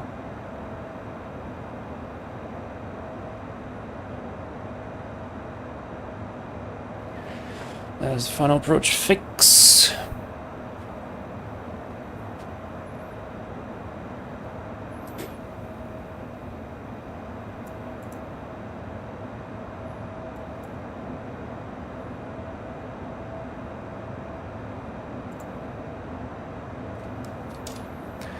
Milan traffic, CargoLux Italia 311 heavies 9 miles out for the ILS 35 right, Milano. Oh, there you go, the imbalance has gone away. There we go, glide slope, land 3 is armed.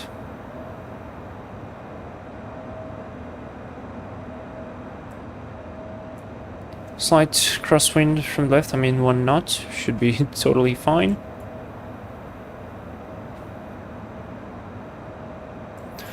Let's go gear down. Set speed 160. Flaps full. Now, how can I arm the speed brake? There you go, speed brake armed. Landing lights on. Landing checklist. Speed brake is armed. Landing gear is not yet down. Oh, yes, it is down in green. Flaps, let's wait for the indication. Flaps are 30. Landing check is complete. Go around altitude is 4,000 feet. Lights are all set. All is good. Let me just real quickly check here the fuel. Fuel's looking good.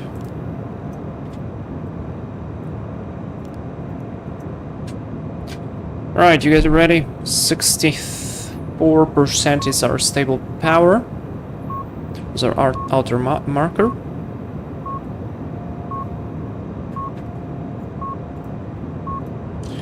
Milan traffic. Oh, nice. I don't have the keybind for the push to talk. Good stuff. Alright, it's good. It's fine. Let's go. Let's land this. Power is good.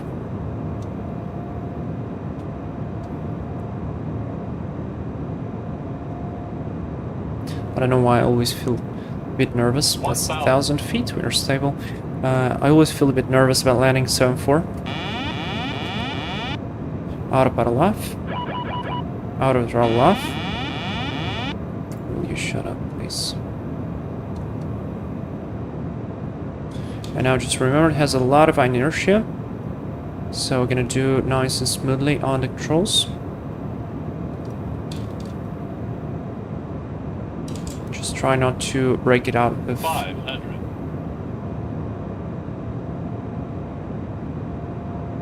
out of the stability situation. Basically keep the throttle. Just keep going there. Slightly low, Niana is correcting. 300.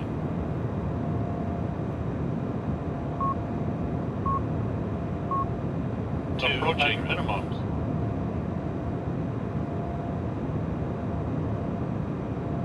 100. 50, 40, 30, 20, 10. And speed brakes up. Reverse is normal. I think I removed the power way too early.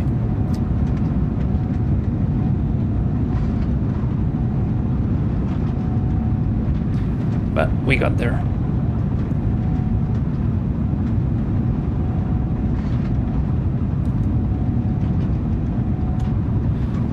There's 70.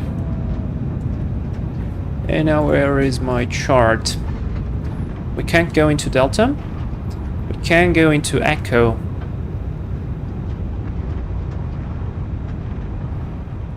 Should have gone there.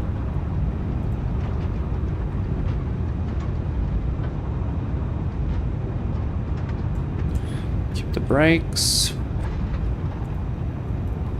Start the APU. Oh, I braked a little bit too much. Let's go speed brake up. Flaps are up. Weather radar off.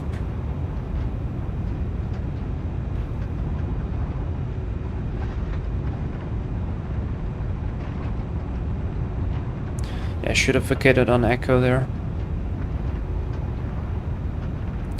Alright, we are on Alpha Bravo now. We have to do a left turn. Landing lights off. Wing lights off. Clear on the left.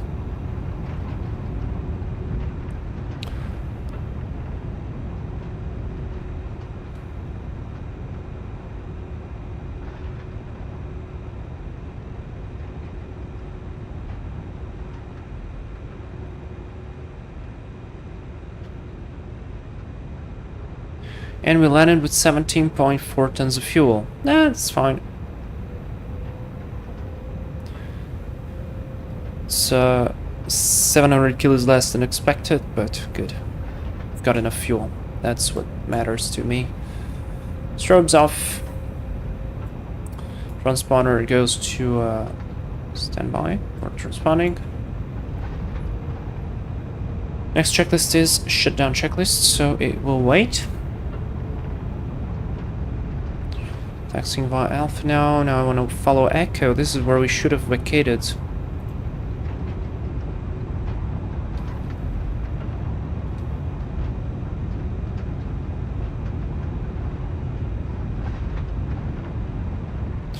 Clear on the right.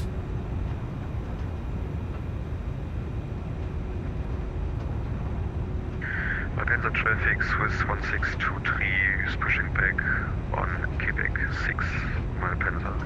Yeah, I also need to fix my push and talk button.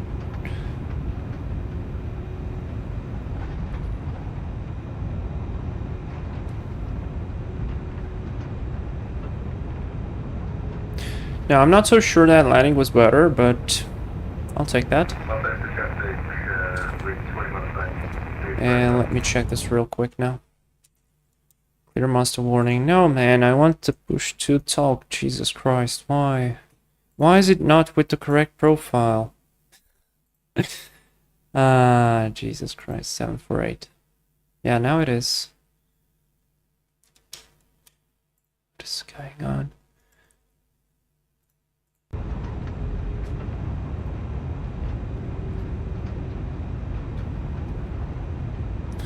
Nobody on runway. Okay, that means we can go. Cross straight ahead. Keep the strobes on for now. Now guys, do you want me to put any different time for the departure, or we just keep flying with this night time? Because this is real time. Clear on both sides.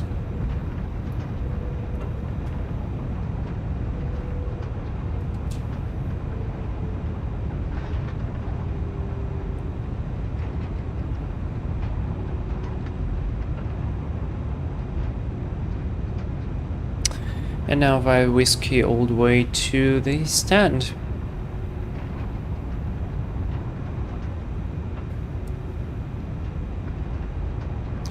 This is where we can accelerate a little bit.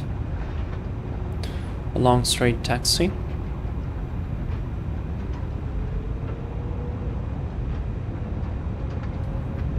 I think they improved the taxiing as well with this airplane. Feels very nice. And let me tell you already, landing was minus 400, at least according to Valenta. Which I kind of feel like it... Which I kind of felt like it was. Unfortunately. I'll take that. I haven't flown 747 since we did that long haul.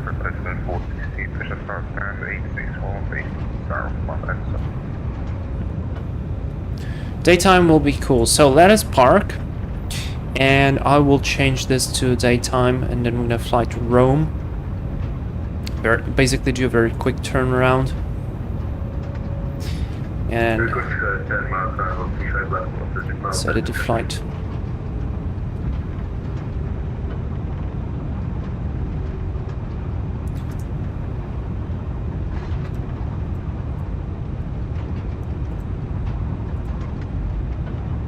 Just need to maintain the center line.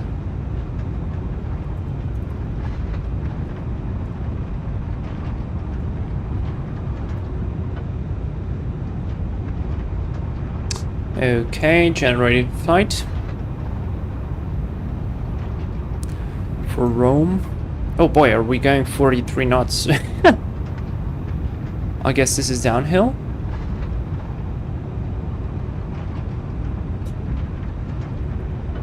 Now we should turn. Now we can turn on anyone. Any of these will work.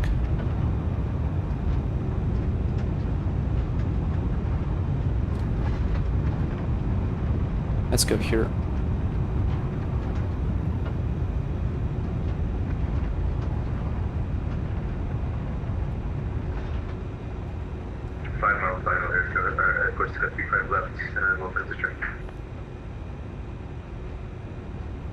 It's clear on the left and clear on the right.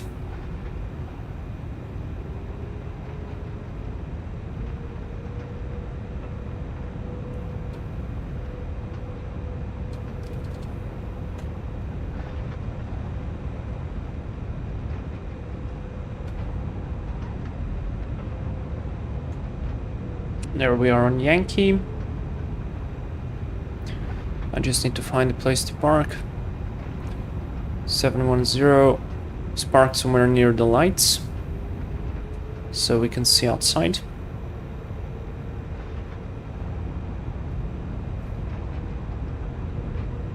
There's somebody landing there.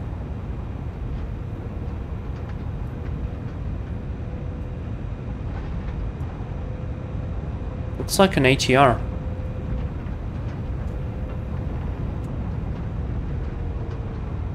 My Panzer traffic Swiss 1623 takes into holding point runway 35 left via Sierra Kilo Whiskey Bravo. Thank you. Yeah, that's an ATR. Nice. All right, let's go here. Man, the marshaller looks so small. Do you guys remember the marshaller with the King Air? That guy would stand up like almost eye level to you once you were sitting on the cockpit. And look at him here. This is just crazy. Need to let it go a little bit forward. Not a very good parking job there. Sorry, mate, I know I'm blinding you a bit.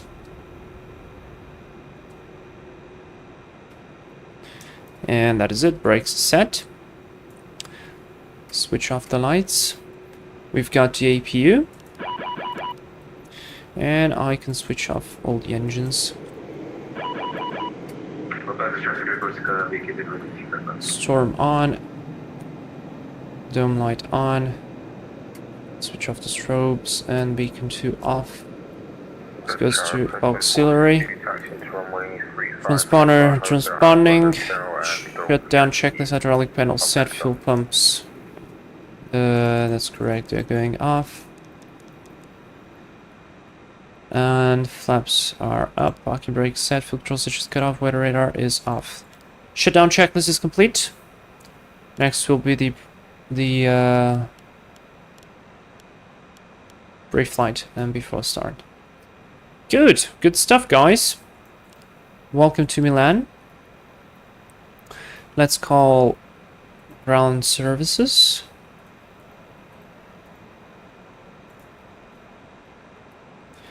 And do it like this.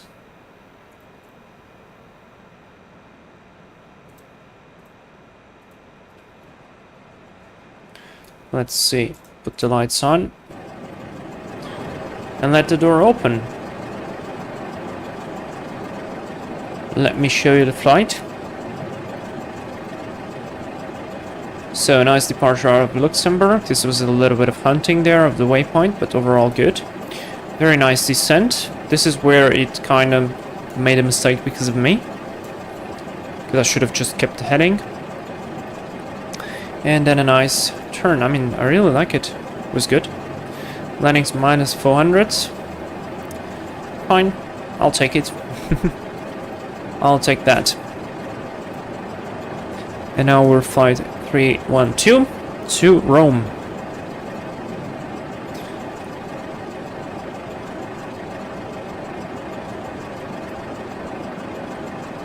Oh, look. Ah, wait, that's me. What the hell? I wanted to see where's the ATR. There comes the Swiss. With a nice red nose livery, I guess. But fine. Shay TP, man, welcome to the stream. How are you? Hope you're fine. Let's set up some morning time, maybe. Oof, that was bright.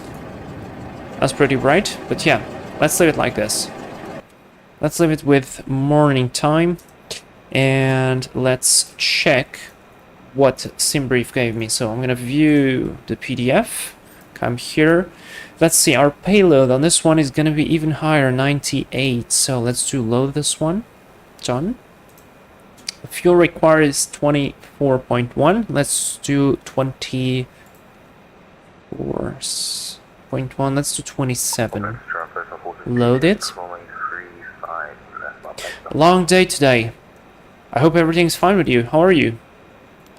You You sound, I mean, I don't hear you, but you sound tired. And fine, CargoLux, best 747 livery in my opinion. Yeah, I think it looks good. Although, you know what, I'm not a very big fan because it's just slightly so grey. And I don't enjoy very much the grey. But overall, it's fine to me. Okay, let's go to external power, shut down the APU for a bit. Route. We're going from Milan to Rome Fiumicino. I see V312. Activate, execute, departure, 35 left. Now it's giving me Robus 5 Zulu. Let's see, I can remove all the approaches. And I need the SID.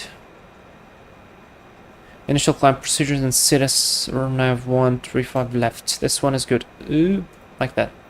It's on par with Atlas Air livery. I mean, yeah. Up on runway 235 left. Panzer traffic.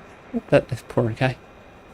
Alright. We are going to what point again? Robus.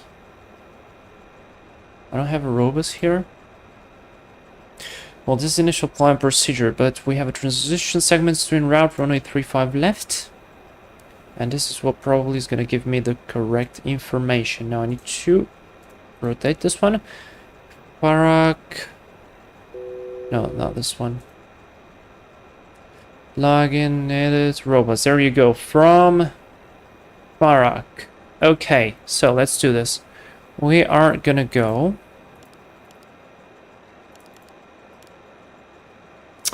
on to the Farak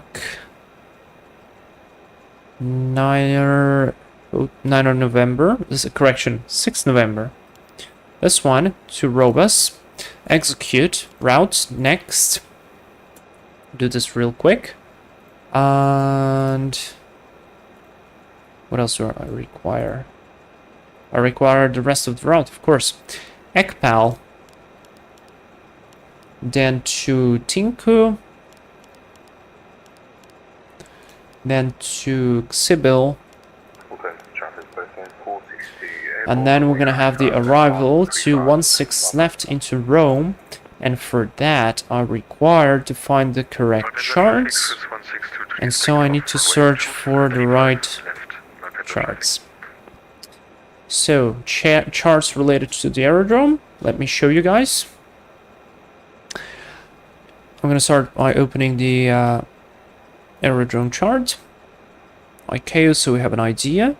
It wrote me 16 left. So 16 left is going to be left this one. Oh, good. Nice. Now, let's see. Low visibility, aircraft docking chart. Yes, perfect. Good. Where's the cargo terminal, though? There has to be a cargo terminal, right? Anyways, we'll just park anywhere. Aerodrome ground movement. Chart aircraft code Foxtrot. This is for us. And so we read first whatever it's here. Runways, taxiways, follow me, mandatory. Keep outer engines at idle thrust. Taxiways not usable. Passing 3,000 feet via EarCat 8 Echo departure. So we can go basically here. I guess this is where it's the cargo terminal. Yeah, this one, I guess. So we're gonna go into here. We're gonna be taxiing all the way around via here the purple lines, which is good.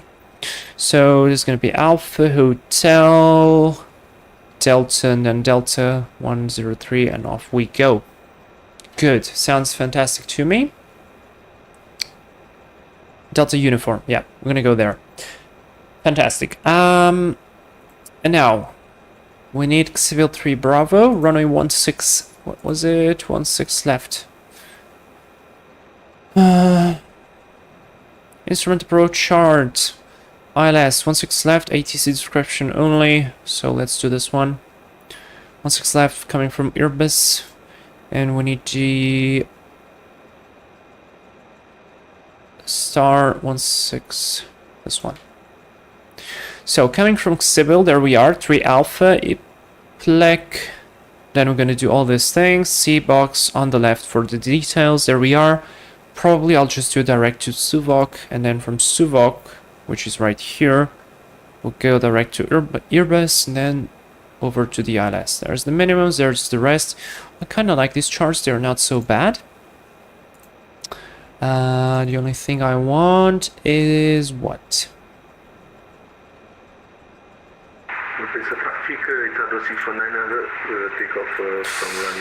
Civil, let's go here. Departure, arrival, ILS. 35 left. What was the chart there? Malpensa traffic Swiss 1623 is climbing from flight level 60 to flight level 260 via take 8 Echo departure. You don't use chart, Fox. I do, but it sometimes doesn't work, and it hasn't worked for me so many times that that I stopped using it. Let's try. If it's gonna be easier now. Yeah, see? There you go. That's that's why I don't use it. But the charts would be the same. Would be absolutely the same. Okay, ILS, localizer, whiskey, there you go. So ILS 16 left, whiskey. Now, we need... I forgot the name of the point again. Damn it. Sorry. Sibyl 3 Alpha, that's what we require. Sibyl 3 Alpha. Via, now we need the point. Transition Sibyl.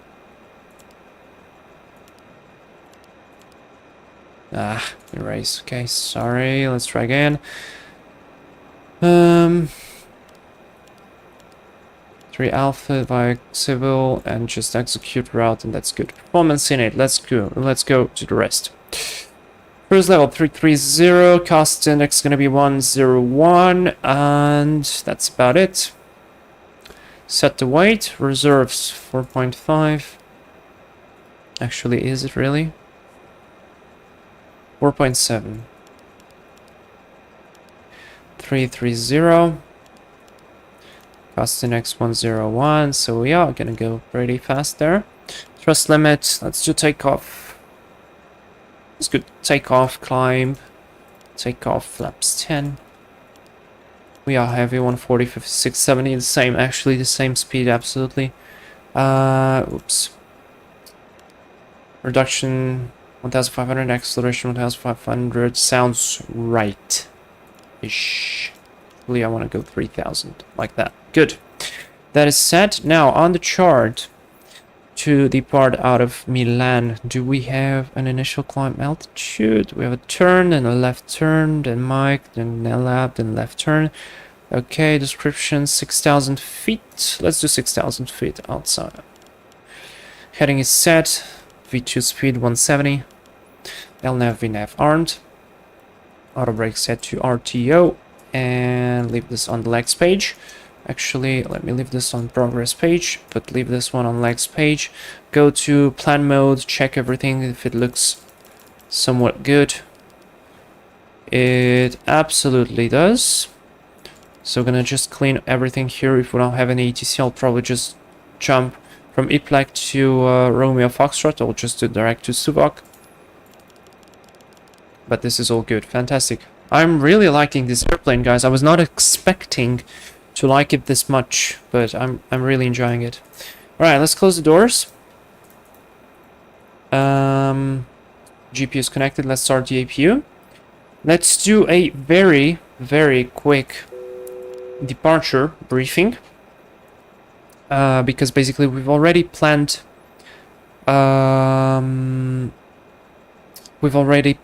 everything, and you guys saw it, so just to make sure that we got the right idea. Okay. So it's departure briefing time. We are flying the same aircraft type, 7478 freighter flight, CargoLux Italia 312. We need to submit the flight plan. I'll do that in a second. No, I can't open the picture for some reason. No times are checked out of Milan. It should be fine for Rome. Let's skip that part just to make it easier.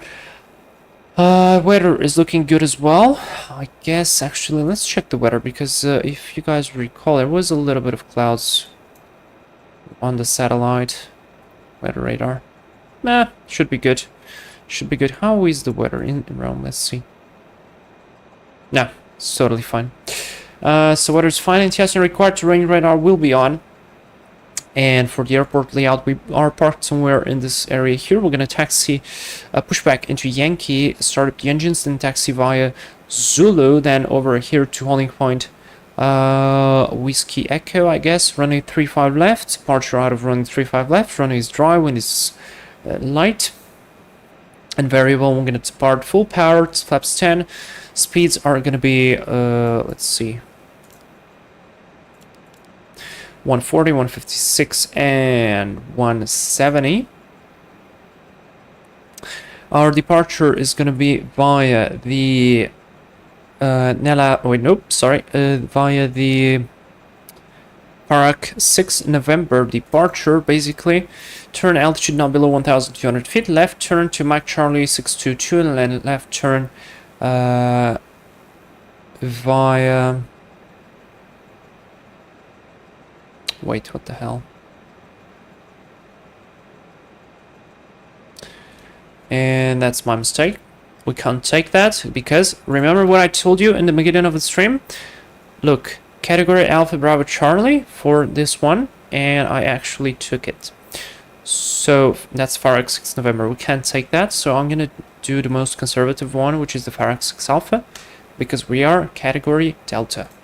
So let's come here. Good that I found this. Departure, 35 left, Farak 6 Alpha via Robus. Execute, takeoff speeds are deleted, that's fine, just check the legs that we have no discontinuity. Yes, we do. Correct that, and we have another discontinuity there. Let's remove it. Like civil. Set, done, init ref. Back to the takeoff. This is all fine. Flaps are set, speeds are the same, so everything is good. Okay, now back to the briefing. Good that I found this. Maximum 210 knots, not below 1,200. We do a left turn to Mike Charlie 623, then over to Mike Charlie 624.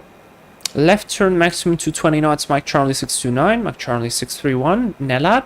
Left turn to Farak.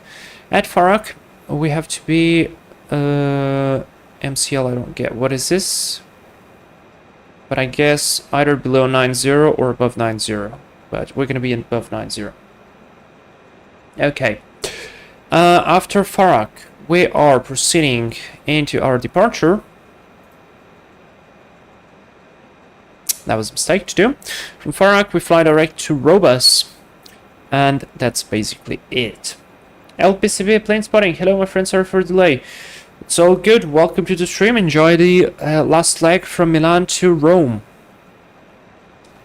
So that's our departure. Reading apps not required. No special considerations apart from being careful, extremely careful with the high terrain close to the airport, to the north. So we will be paying attention to that. As for the abnormal, it's going to be a standard briefing. So I'm just going to skip that. The only thing is, in case we have a failure after V1 and we continue our takeoff roll, we are going to climb to 4,000 feet and then do a left turn as the airplane is going to be stable to proceed and land back on either runway 35 left or 35 right. Any of the runways will be fine. That's about it. No other considerations, no lost comms. That's the departure brief complete. Anybody have any questions? If so, it's time to post them right now. Okay, let's do checklist before start checklist. AP is already on. Yes, it is. So let's go. GPU is disconnected. Let's remove all the ground services. There we go. Everything is removed. Everything is good. Let's do the other pushback, because I want to do my own pushback. Remove the chocks as well. And before start check. So passenger signs are set. MCP we've got 173 on the speed, 346 on the heading, 6000 set. Takeoff speeds are 40, 56 and 70 set. Trim should be 9.3. I think that was a bit too much because the airplane started rotating on itself in Luxembourg. So I'll just leave it at 8 and then we're going to see how it goes. I'll trim it on the departure. So trim is set at 8. The rest is a 0 and a 0. Taxi takeoff brief is completed. And beacon light is going to on. Fuel pumps coming to on as well.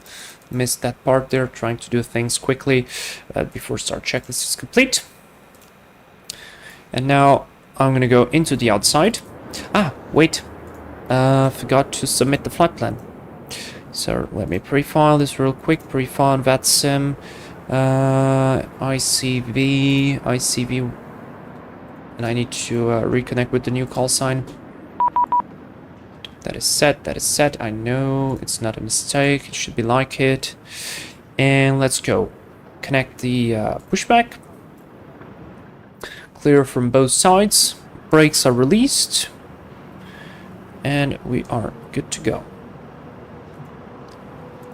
I think I removed the... yeah, I removed it. Okay, let's go. Power. No? No power? Oh, look, we've got wing walkers now on this new version. Fantastic. Can you go already?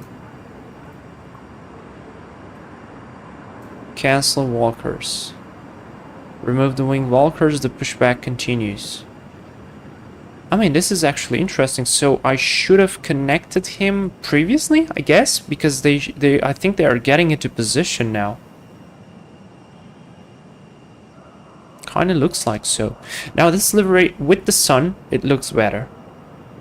That is true. But kind of looks dirty. I don't know. I think we're waiting for the wing walkers. Let's see. I'm just curious now because if I would use this pushback again on the other time, I'll just do it. JTP, no better pushback. Yeah, no, because it doesn't work with this plane. I now have to steer it, and it's kind of weird, so I just prefer doing this way. Synchronous flight, what ground handling is this? This is, yeah, simple ground services, just as JTP said. It's a free plugin. Look! Oh my god! So the wing walker is actually... Oh, wow. Okay, this is really nice. And now I need to steer it myself with the joystick. And that's exactly what I'm going to do. The engines are fairly quick to start, so no big deal, but this is actually a nice picture. Oh, look at them go. Not bad, not bad, I must say. They're quite slow, probably because their plane is heavy, and because I haven't applied enough force.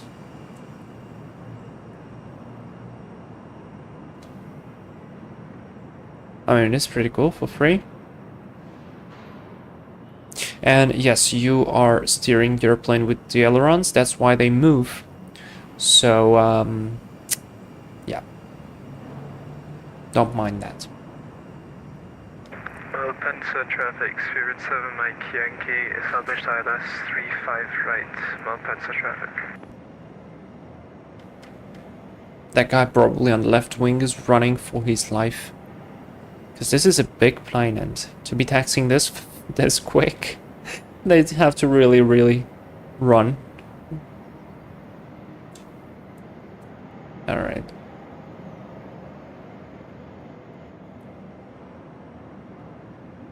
That's good enough to me. And I can now remove the speed and stop the pushback. Wonderful. Parking brake is set. Let's start. Starting 3 and 4. Let me just check the fuel. Fuel... Yeah, fuel is kind of imbalanced. Weird. We've got... and 2 running. Let's go. I'll leave the crossfeed open. ShareTP Microsoft Early Alpha was public this weekend. Thoughts? Actually, I haven't seen anything because I was working on not on Sunday, but the day previous Thursday. No, not Thursday. Oh my god, I forgot the name. The day that comes before Sunday. How's it called? I forgot it. But I was working and then I was tired yesterday. Because only yesterday I came back home. Get started on number 3 and 4. So let's do 1 and 2. And I haven't really seen anything, so... Yeah, I mean, the scenery, like, probably looks fantastic. Saturday, thank you. Jesus Christ. That was pretty stupid on me. So, yeah. Scenery-wise, I think it would be fantastic. Very good. I mean, they have to improve something. And with the career stuff and... what do they have? Extra, like, walking mode. Yeah, that's probably pretty good. But I honestly really... interested in the physics aspect, because some say the physics are better, others say the physics are the same, and Mover, the guy who flown on F-18, he's got a great channel on YouTube. He tested it with fighters and it was very questionable. Flap stand is set, APU is off, this goes to auto. This is all fine. Hand signal should be received. Transponder transponding. That's set, that's set, that's set, that's set. Fuel imbalance again. 1 to 4. Alright, I'll just leave the crossfeed open then. And so let's come here to the checklists and do. And before tax checklist, and yes, no require recall. We can do recall. We'll point the fuel imbalance. Fuel imbalance check, auto brake, RTO, flight controls. Let's do a flight controls check, of course. Pull up, pull down, neutral, pull left, full right, neutral, rudder. That's not full left, but that's full right, and that means my rudder is not calibrated with my new settings, so I need to calibrate it. See, that was actually a useful flight control check. For once. Finish. Let's see now. Full left? Yeah, there you go. Full right. Fantastic. Flight controls are checked. Ground movement is clear before tax checklist is complete. So, let's go. Lights are on. Brakes are released. Clear on the left, clear on the right.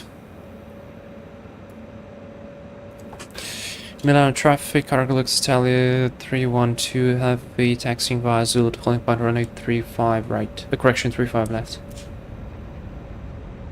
Mountain traffic, Spirit 7, Mike Yankee, short final 35 right. Short final, where is he? Oh, there he is. There's the Speedbird.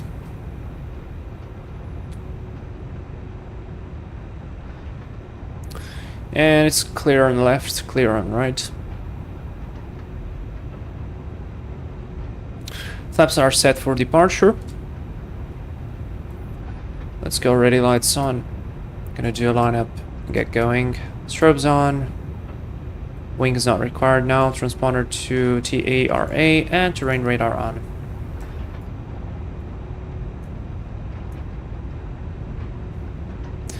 Opens the traffic, CargoLux Italia 312, heavy lineup, runway 35 left via Whiskey Bravo. Did he land already? No, there he is. Runway ahead, we are clear. From the left, nobody on the approach apart from the Speedbird, but he's going to 35 right. And that is good.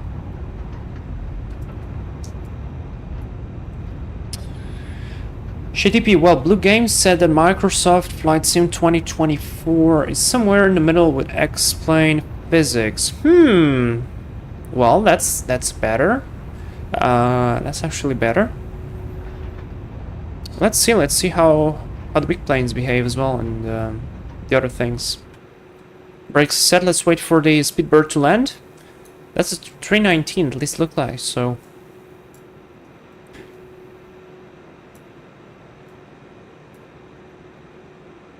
Nice, Speedbird landing. Before takeoff checklist, flaps are 10, set, and before takeoff checklist is complete. And let's go. Let's go, guys. Takeoff okay for us. JTP has already given us the takeoff okay. Let's go. 40% stable. Just reference. brakes released. All passenger traffic, CargoLux Tower 312, heavy rolling, runway 35 left. Airspeed is alive.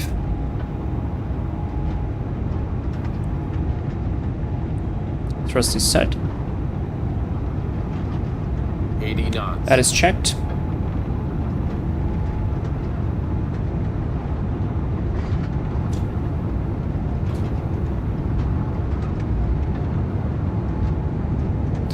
V1. Check. Rotate. Rotate. Let's go. Nice and slow. V2. Positive climb. You're up.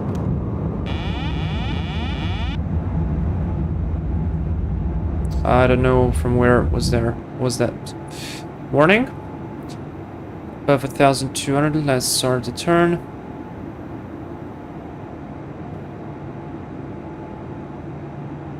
VNAV speed. Let's go autopilot 1. Lights off.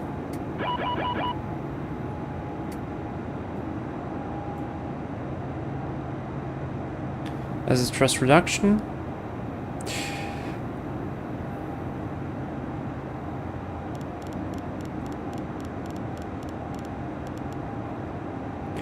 LPCB plane spotting. Tomorrow it's time to rain in my district. Yep, it will rain.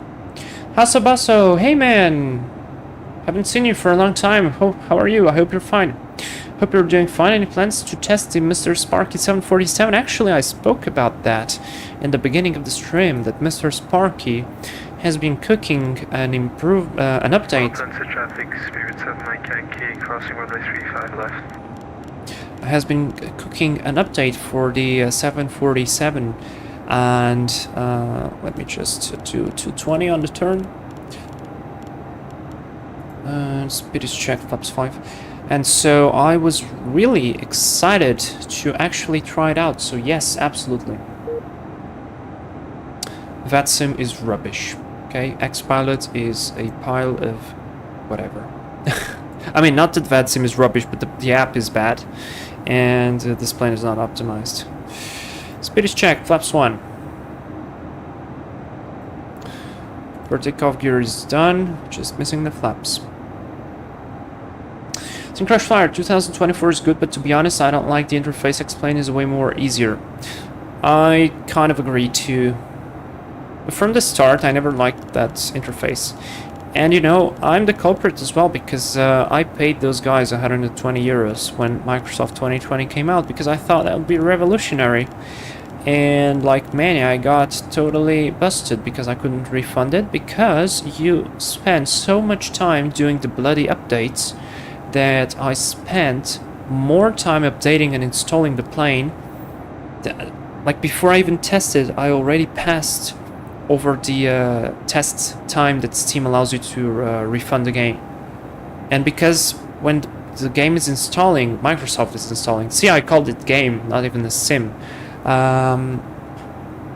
Also, transition altitude König standard set. It basically busts your entire I'm missing the name, a return policy, so you end up being a little bit annoyed. VNAV 220, why isn't it going now? Alright, it's assumed 220 until NLAB, fine. So yeah, that was very sad, and I'm not willing to give them any more money, so I'm not gonna buy 2024. I don't care. I prefer to buy maybe other planes for X-Plane, because the guys who make them, I don't know, I feel like some of them are more passionate, and they focus on the right things. Because I mean, yes, textures are important, but at what point is more important to have a scratched button than a correct ground handling of the airplane, for example? So I prefer to have the correct ground handling, or at least similar to the correct ground handling that should be there. Others prefer to have textures. Well, good for them. It's their choice. And there's nothing wrong with that. 10,000 feet. Lights off. Logo light off.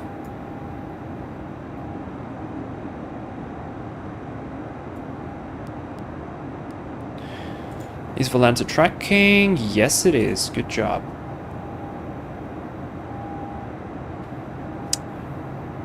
So any idea when the Sparky update is coming? No. Actually not. No idea. But I really want to know as well. So if you have any information, I think I commented on the Discord, because he has a Discord page. And he then replied to somebody else regarding that problem. So no idea when that will come, but I will be very much waiting for it. Cooler, Microsoft pushes that UI on everything they do and it's never good. Yeah, I agree. I mean, I don't know. I guess if you're a gamer, you're fine, but if you're a simmer and you really care about the flying more than anything else, then it's probably not so good. And speed check flaps up. And that completes the after takeoff checklist. And also, I'm not understanding what is going on with the fuel here.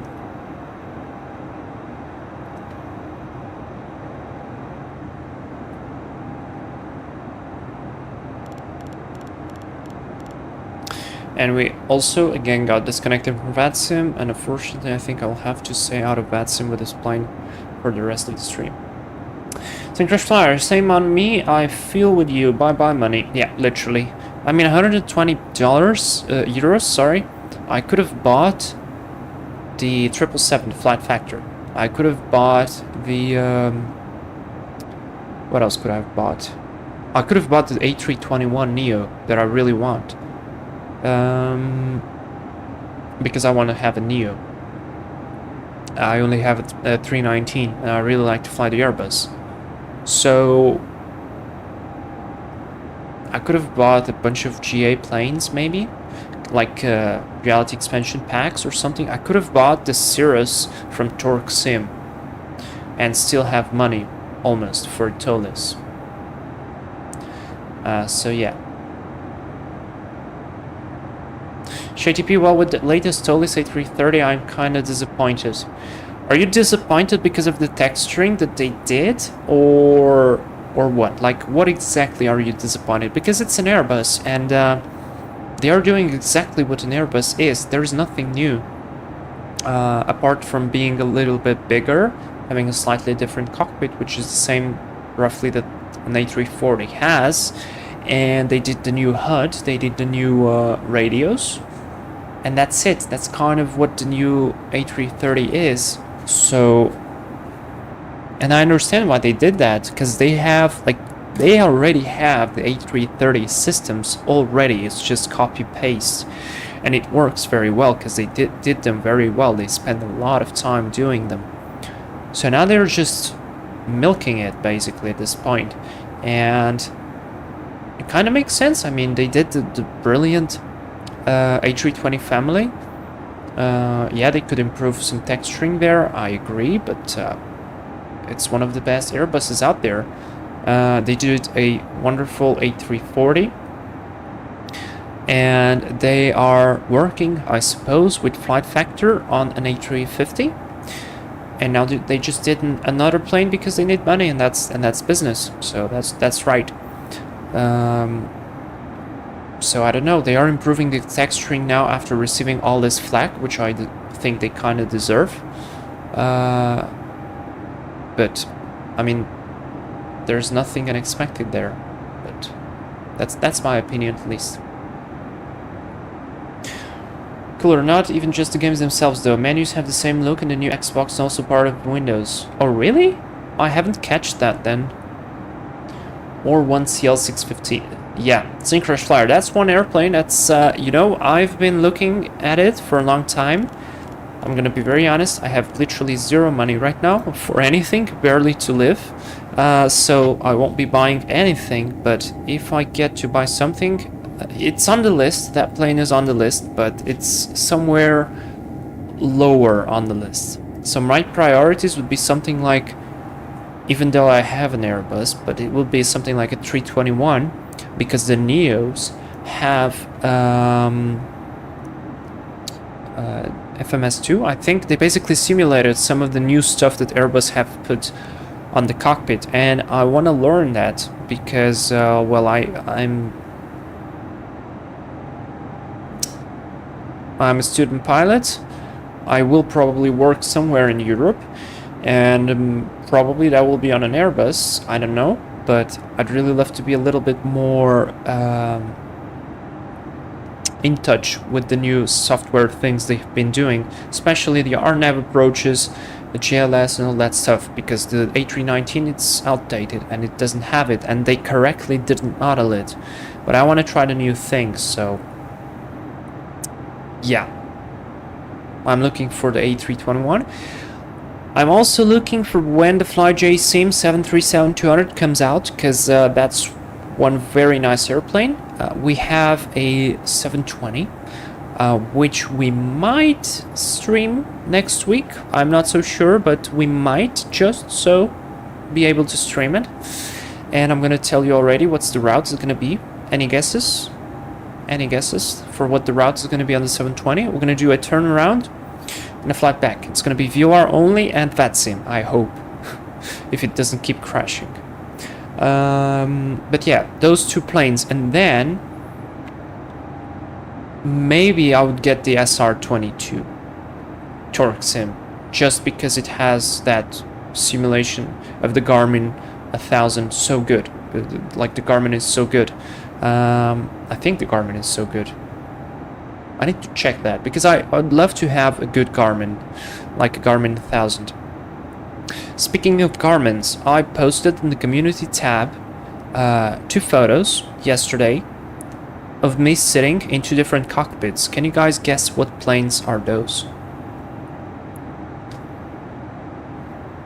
Cooler. Plane costs are enticing features of FS though. The library is increasing. Yeah, that's true. Sounds bother me more with tails and textures, to be honest, especially as the flight factor gave the default 777 better sounds than some 3D party. That's true, and they were very smart, because I read somewhere today that the developer of the sound pack for flight factor is the guy who did the KOSP sound pack for the Airbus, which is literally like the best sound pack out there. And so those guys thought very well, that they need a sound engineer, and they did the right thing. ShayTP has no idea. Anybody has an idea? So, first thing, guess what route are we going to be flying on 720? Maybe next week. And if you have no idea, just like ShayTP, then try to guess which planes am I sitting on the community post, on the post I wrote yesterday. I'd love to fly at least the first plane, the one that has the Garmins turned on. I would love to fly that plane. Alright, ShayTP has guessed correctly. Exactly, that's one of those is the Vision Jet. Is that the first or the second one? Because those are different planes. But one of those is the Vision Jet, that's correct. But is the Vision Jet the first plane or the second one? And which plane is the other one?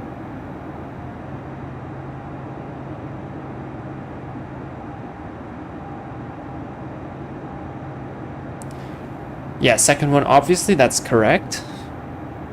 That is correct. And so, which plane is the first one? Look at us go. It's the outside view.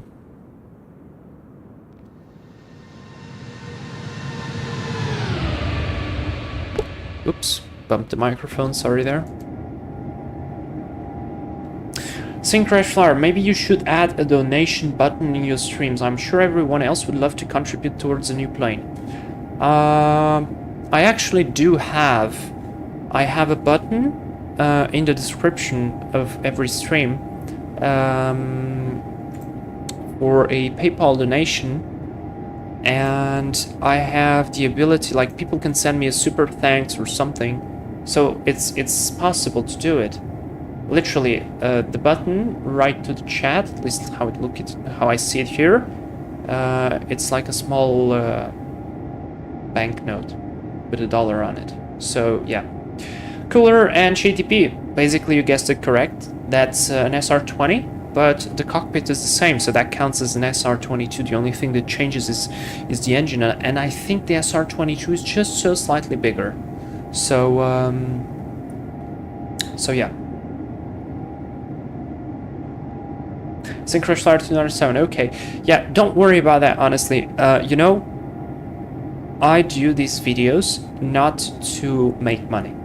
I do these videos, like my first, what's the word that I'm looking for? Like the first reason why I do these videos is because I like to do it. Because I like flying on the simulator, and I could do all these flights by myself, but that would be very boring, right? Because I would just sit here alone in my room doing everything that I'm doing with you guys. And streaming is like being with someone else and sharing the experience, and I love to share the experiences. And oh, SHTP, thank you. That's 10 Czech. Oh my god.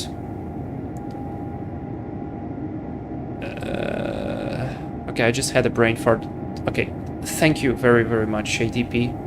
And yes, it works. Thank you so much.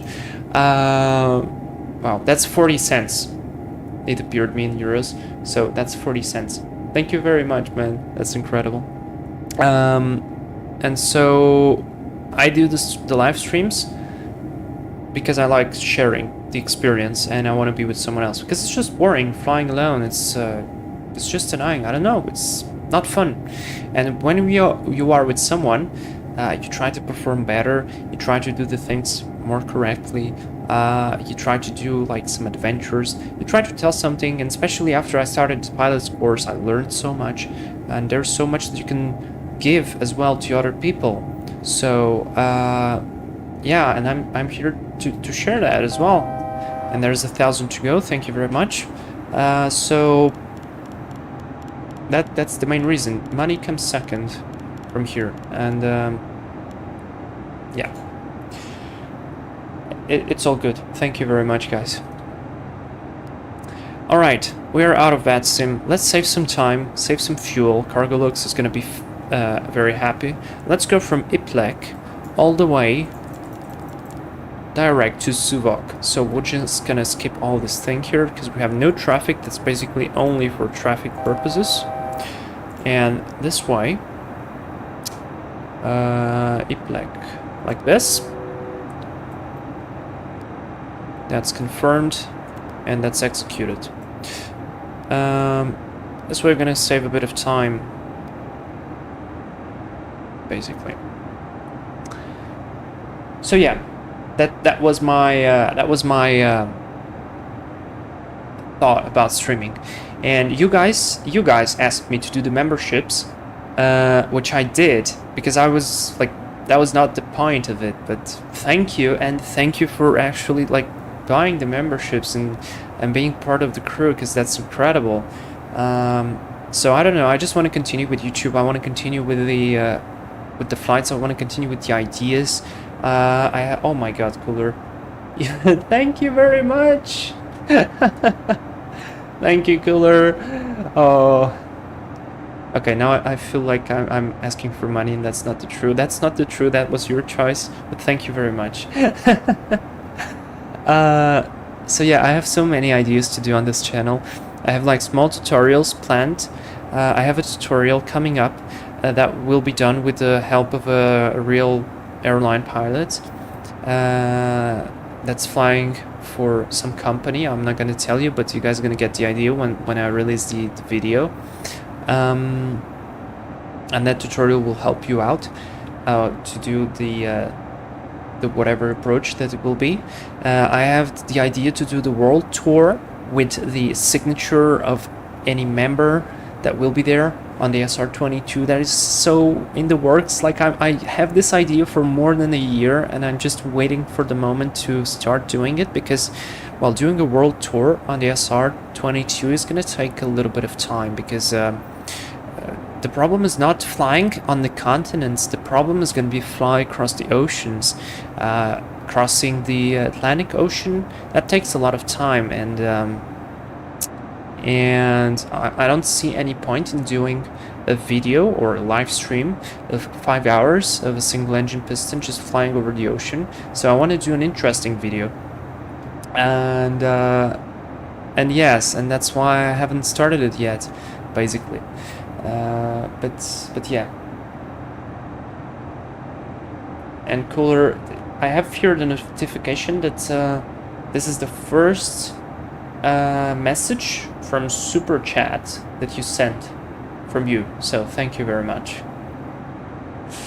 Hasobaso, have you tried the new Zibo? They are working very hard on it. Daily fixes and updates. Big flight model incoming. Yes, I have, more or less, because I actually updated the Zibo on our school computer, and we used it on the fair. So I was flying the Zibo 737 with the people that wanted to fly the 737. So I didn't really fly it myself, but I actually saw how they were flying it, and I noticed there were definitely some changes, because my technique, my flare technique, is not so sharp anymore, so I need to adapt myself. So there were definitely some changes on the flight model there. By the way, I'm gonna trust the VNAV. Let me just 2 seconds, guys. We are the Vlad crew, Syncro Flyer, thank you very much. I will finish answering you just in a second. Let's just do an approach briefing, because we are good pilots and we are trying to be responsible and not bust this thing. And I am missing the minimums for the ILS to land into Rome. So let's find that real quick. I can close already everything related to Milan and just leave it here. So 16 left. Minimums for category Delta is going to be 300. So let's go 300 on the minimums. It's going to be Barrow. 300 is set. 3000 init ref. Speed is going to be probably 160 as well on the approach. Let's see if I don't bust the landing again. And let me just scroll down a little bit so we keep a nice VNAV profile. At least to flight level 200. Auto brake as well is going to be auto brake 3. Let's go like this, auto brake 3. And let me see, 16 Alpha Golf, Alpha Hotel. So the earlier we vacate, the better. Let's do auto brake 4, why not? And then I'm going to have to taxi all the way around the airfield to the cargo terminal. That sounds good. That sounds good, and that's about it. Let's do arrival briefing, guys. Arrival briefing time. Status of the airplane looking good, apart from the fuel imbalance that's constantly popping up in the fuel tank to engine, which I will keep on still. That's probably something with the whatever, I don't know. The weather in Milan, oh, correction, in Rome. Let's actually see it.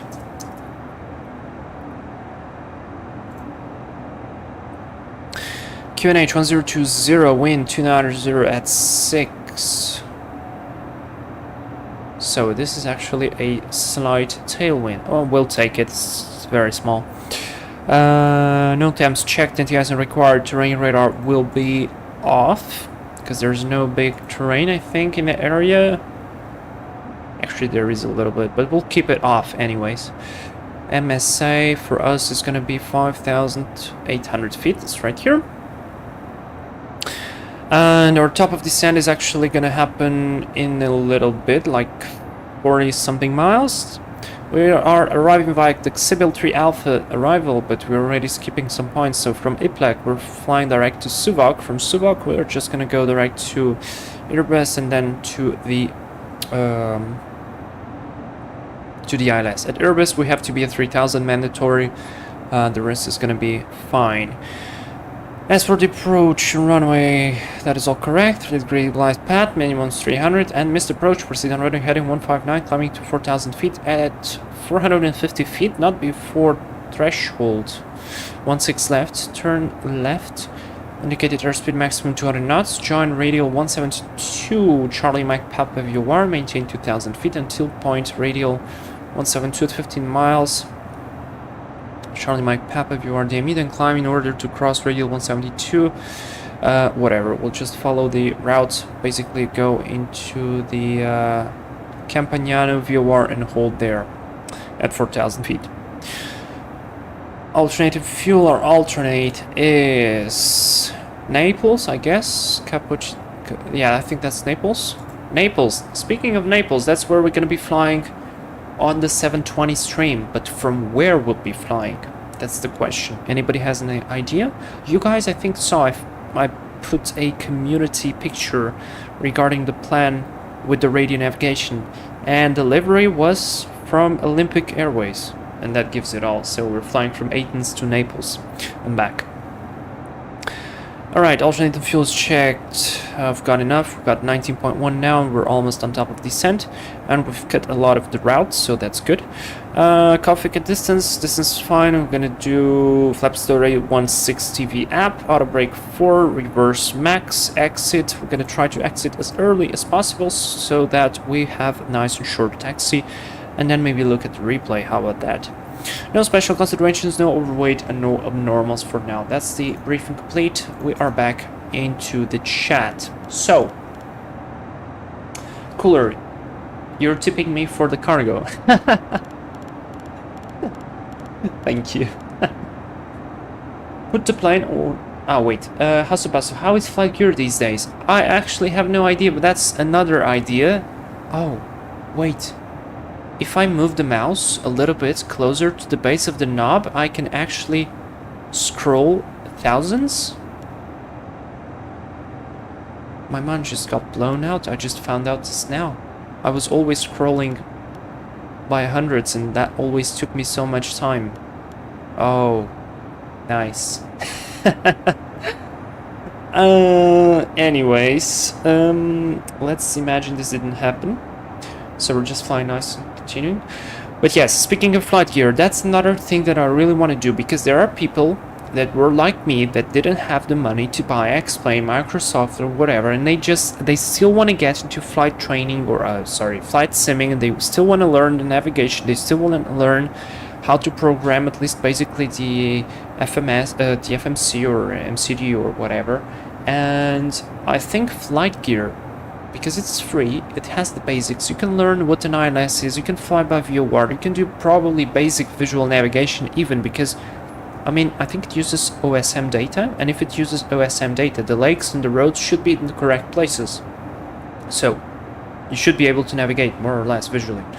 It has, I mean, the planes are all free, of course. You have the Cessna, have the Airbus A320, you have a 777, at least that I remember. I think you had a more or less good 757. So, yes, for a starter, like me, when I started with flight gear, that was good. And I want to do like a stream maybe with flight gear to show that that is still a fine sim. So yeah. Cooler, put the plane on autopilot over the ocean and then we can play bingo. Yeah. Hasabaso, yes, Zibo Flare is still work in progress. A lot of discussion about it in Discord. Ah, so that's not just me being a bad pilot. Alright. I'll take that. But yeah, there is something to it. I think the ground effect is way too pronounced. Because if you're supposed to do throttle on idle at 20 feet on the 737, but if I do it, I end up ballooning like hell. So I always start to slowly put it to idle at 30 feet, and that kind of helps it out. Cooler, I flew to Barcelona recently and I was grateful. I did a debriefing because the area controller spoke lightning speed. See?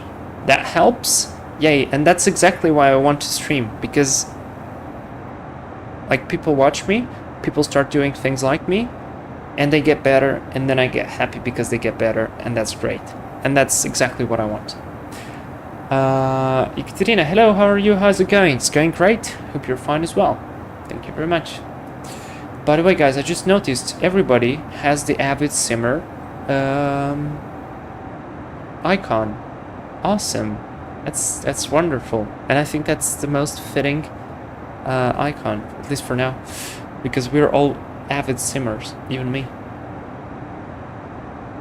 Cooler, he also let me skip most of the approach, so it was good I knew my waypoints. Nice. And see, because of that as well, because you skip most of the waypoints, that's exactly why you calculate your top of descent manually. Because by law, you cannot change like what I did right here. I did this direct. I am not able to do that on myself in real life. So if I would be flying a real plane right now, I would be flying with the full approach. But I would be expecting the ATC to give me a descent, because otherwise, if I'll just trust the plane, he will look forward and see all those turns, and VNAV will calculate all correctly to save as much fuel as possible and to account with that extra distance from those points. So you're just sitting there calmly looking at your airplane, and suddenly ATC gives you a direct 2, and suddenly you are 6,000 or 7,000 feet high, and there is no way you will catch up that height because this is a jet and it's very sleek, and you require a lot of drag to get it down. Otherwise you will overspeed your plane and then you bust the speed restrictions. So that's exactly why I like to calculate, and we actually didn't do it now here. We can do it real quick. The top of descent calculation. So let's say we want to be Suvok, or no wait, let's Airbus at 3,000 feet. Let's come here to fix. Let's write Airbus. So Airbus at 3,000, we were at flight level 330, 33 minus 3 is 30, 30 times 3 is 90, so plus 10 miles for deceleration, and we've got some kind of tailwind, so let's say 100 miles. Let's do a ring of 100 miles.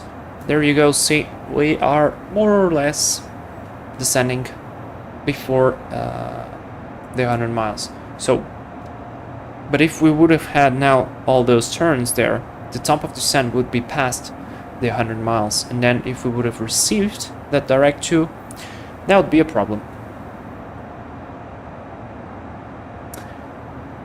Syncrash Flyer, well, this plane is better than some say. Are you speaking about 747?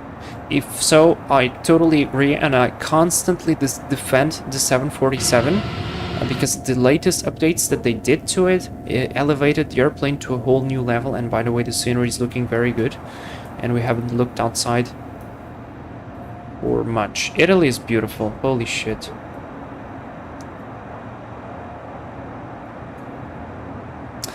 Flight Gear low-key has better OSM generation next plane. Ha! There you go. Didn't know about it, but it's good to know.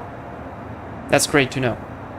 And they are working on an ortho type photo scenery. Oh. So Flight Gear is gonna get the auto ortho before I explain it.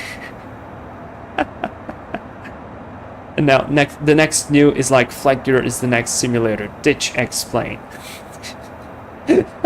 And Microsoft as well, because it's paid. No, I'm joking, of course. But yeah, that's the point. And I think Flight Gear is very good to start. Like, as a starting point, it should be great. And you know what?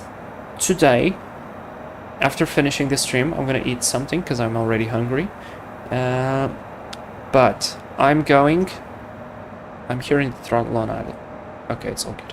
I'm going to download Flight Gear and install some of the planes. I'm going to test it out, try to configure it, and maybe we actually do a stream before the end of the year with Flight Gear, because that'd be pretty interesting, I think. Syncrash Flyer, did you think about some more emojis? Yes, and I have them ready actually. Did I think I showed... Didn't I show you already? Let's see. Because they are done. The problem is I can't add more emojis unless I have more members.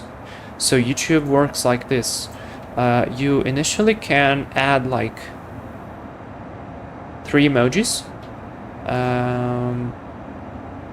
and then you can add one more when you get your first 2 members. Then you have to gain 2 or 3 more members, which we have now. I have a total of 5. one of which is my girlfriend, the other one is my mother. And it lets you add one more, so a total of 5. And that's it. So I'm trying to find now the page here where it says where can I add more. I'm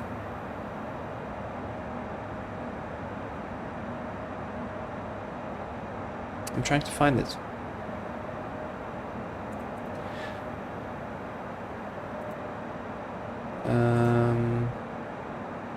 Oh man, this is so confusing.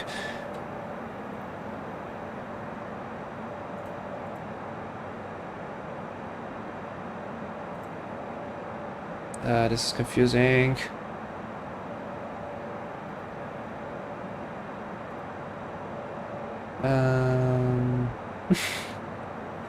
Alright, I can't find it, but I'm 100% sure that I haven't added more emojis just because I'm not able to do it.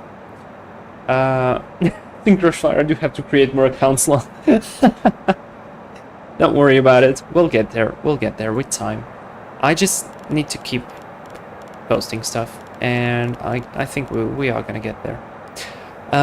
So yeah, but I do have more emojis. There are not many, but I do. Let me show them. Emojis and icons, emojis. Let me do it like this. So I have the hard landing one. I think it fits perfectly. It's just trash the tire, literally. I have the go around because we do sometimes a go around. I think it fits nicely. And I thought I had more. So I only have 2 more. I need to think about more. Do you have any ideas what to add? If you guys have any ideas, I'm ready. I have a pen in my hand. I'm ready to write them down. Right, let's set 3,000 feet and see where 3,000 feet takes us, because so far we are quite fast, but on profile.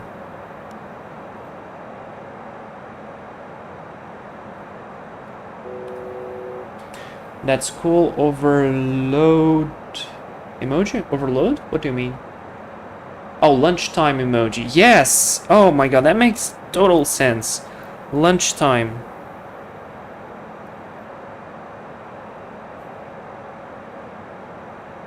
Something like it has to be an icon of some food. What food should that be?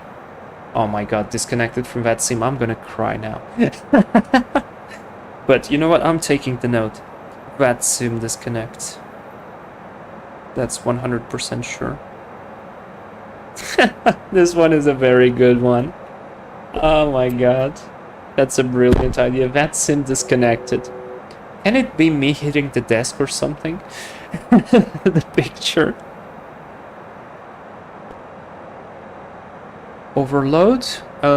Maybe something like CG? Overload. I'm gonna write overload /CG /overweight. You guys remember that Piper Seneca stream with it? With the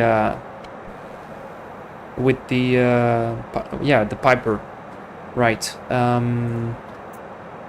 Where I flew the entire time a slightly overweight plane on the center of gravity limit in Mexico. That was pretty fun. That was a good one. By the way, the plane is behaving absolutely fantastically. I am impressed. I am totally impressed. It says drag required, but I'm gonna try and wait it out, because I think we don't require any drag. It's doing a great job, because as soon as I deploy flaps, it's done. Crash to desktop emoji. That one is gonna be probably sad, a bit too much sad. So no, and it doesn't happen that much often. So. But yeah, lunchtime is great. That sim disconnect is just brilliant. That deserves a crown. Overweight, probably. Yeah. I'm just thinking, how could I do the overweight one? Maybe do like, you know, one of those things like the old I'm thinking of it. Because it has to be simple, because you really have to see the, like the emoji has to be simple, because it's very small, but it has to pass the message.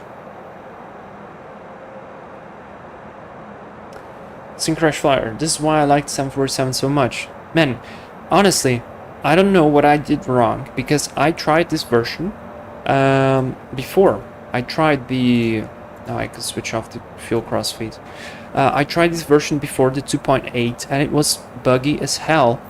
And I just re-downloaded it, and it works flawlessly. I mean, look at it. It just does the job. I know Marco is going to be pissed with me. I mean, probably not Marco, but Steve is going to be pissed with me, but I don't really care, but that's the truth. It works better than the X-Crafts. It looks worse, way worse than the X-Crafts, but system-wise, it works better. It just does the job, and you can throw anything at them. And I mean, you guys saw it. I changed altitude restriction speeds. I changed all those things, and it worked. It was fine. So yeah, there you go. Low fuel emoji. Let me take a note on that. Low fuel. I think I never had a situation with low fuel, thankfully. But that's a good one. That's a good one. Low fuel.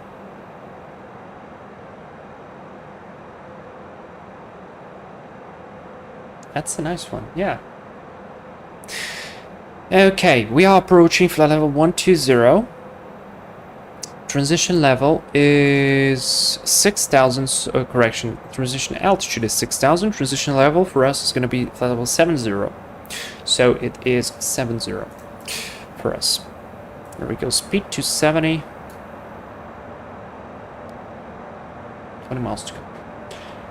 Syncrash Flyer, same on me, you have failed data, I have it too, then I do a fresh install and that is it. See? I don't know, but I did a test flight, like a very small test flight for the screenshots. I always do, like for the thumbnail of the streams and all that stuff. I do a small flight. I just take off, whatever thing it is, and I do a couple of screenshots just to announce the plane and announce the stream and do the thumbnail and all that stuff. And usually it gives me an idea of how the plane is working. I never had any problems with the Tolis. For that, I actually normally don't have any problems with the Embraer as well. The problems always happen on the stream, which is extremely annoying. But on this one, it was stuck with VNAV was stuck with the speed of 176. And I don't know why. And I just deleted it. I downloaded the new version. I put it there, and it's working absolutely flawlessly. And that is so cool. I'm super happy. I mean, they did a good job. And I think they deserve the recognition, and I hope when they finish building the new 747 that they are doing now with FPS, it's going to be a paid update, but the old users like me of the SSG 747 will receive a discount, which is good. I hope they get the recognition, because it's really nice. And slowly but surely we are approaching Rome. Past flight level 100. We also missed the QNH, by the way. The QNH, Jesus. The descent checklist, because I was actually having such a good time talking with you guys. Let's do a quick descent checklist. Recall. I mean, there's nothing gonna go on recall now. Notes checked, auto brakes set, landing data. We've got VREF 155, that is set. Flaps 30, minimums 300 set. Approach briefing was completed in time. Look, see, I didn't need. He was asking me to put some drag. I didn't, and it paid. It was worth it. Brilliant plane, man. I love it. And that flight that we did to Tokyo, guys, from Frankfurt, 12 hours and something. Brilliant plane. Holy hell. Right, so I've got here 4 more ideas for the emojis. Lunchtime, that's... Or food time, or lunchtime, anything time, eating time. Probably it will have to be a pizza icon. Because that's very, like, simple. VATSIM disconnect, that has to be, that's just brilliant. Overweight, yep. Kind of feel like it. Even though we don't fly too much often, overweight and low fuel. So those two, we're gonna have to wait on those, but I think. Synchronous Flyer, as you already mentioned, the 747 is no way inferior to the X-Crafts, except in the texture, which is unfortunately a shame. Yep, I agree. I agree. I actually think this one is more stable regarding the flying aspect. QNH 1020 is set. Position altitude is reading the same on the other altimeter, and I cannot touch this one.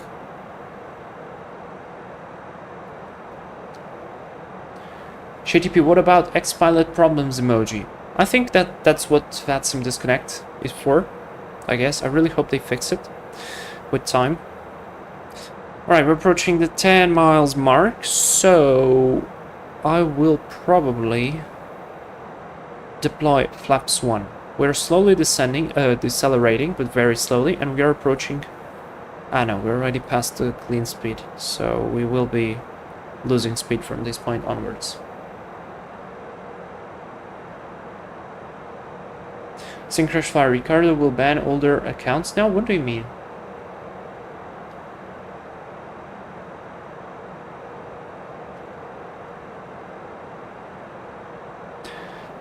There we go. We need to decel roughly 50 knots. So 10 knots per mile. FMC message, that's probably the drag. Yep, it is. That's fine. So let me just wait a tad more, and let's actually go flaps 1. Speed is checked, flaps 1. Approach checklist is complete. Flaps will add the slats will add just a slight amount of drag. Just a slight amount of drag.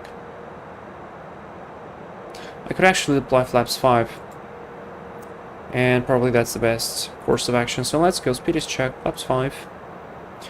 These ones will add the drag that we require. There you go. See? And down we go. The localizer and glide slope are alive. And the VNAV is just working fantastic. Look at this. Descending through the entire path without leveling off. And we are coming out onto the glide slope beautifully. Love it. I love it. I'm going to arm the approach. Localizer glide path. Glide slope is armed. VNAV path.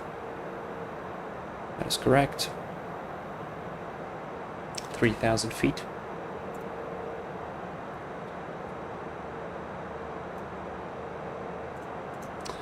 Just recall the go around altitude is 4,000 feet. Check.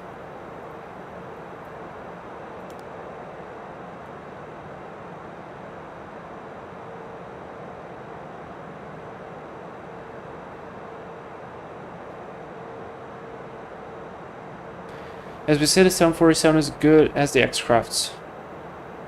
Just a yoke.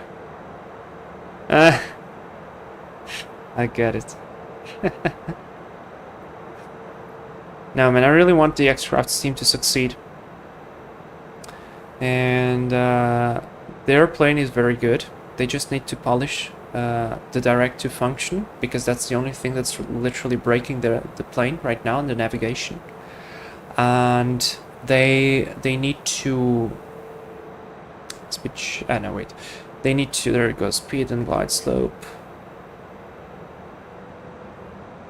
Very good. Let's go 4,000 feet. Go around altitude. 195 manual speed. They need to fix the direct to function, and they need to fix the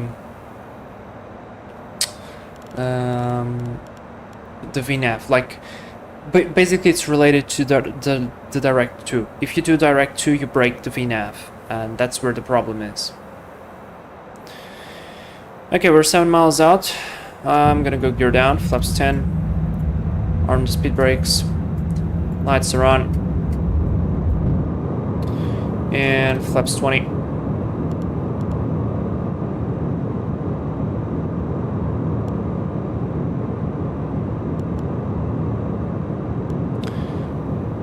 And flaps full.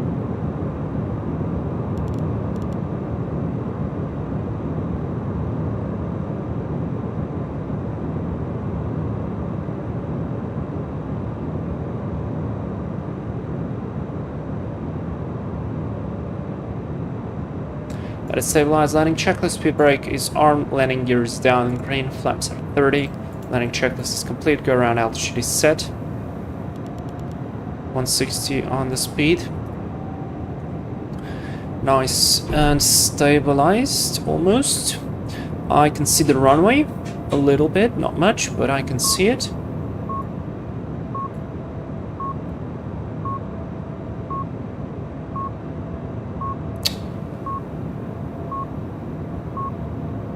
Oh, wait.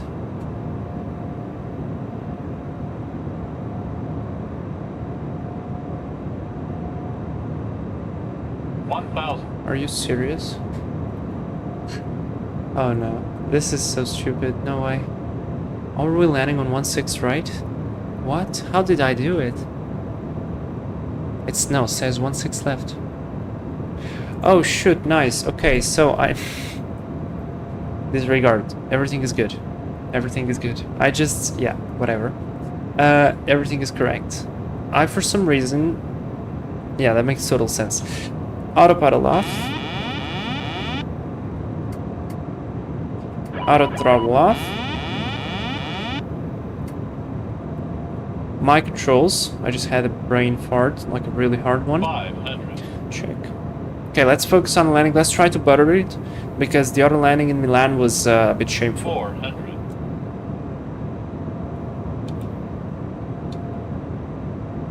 300. Approaching minimums. 200.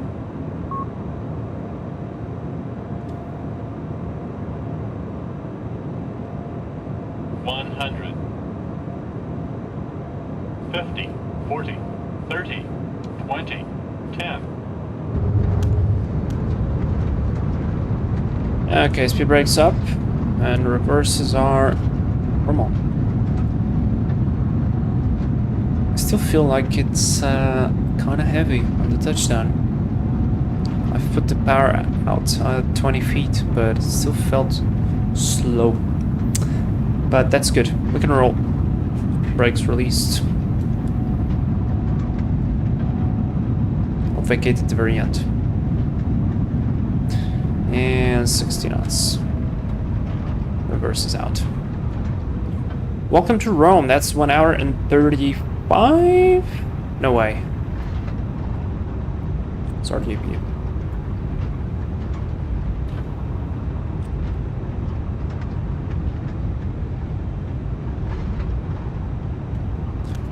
Speed brake up, flaps up.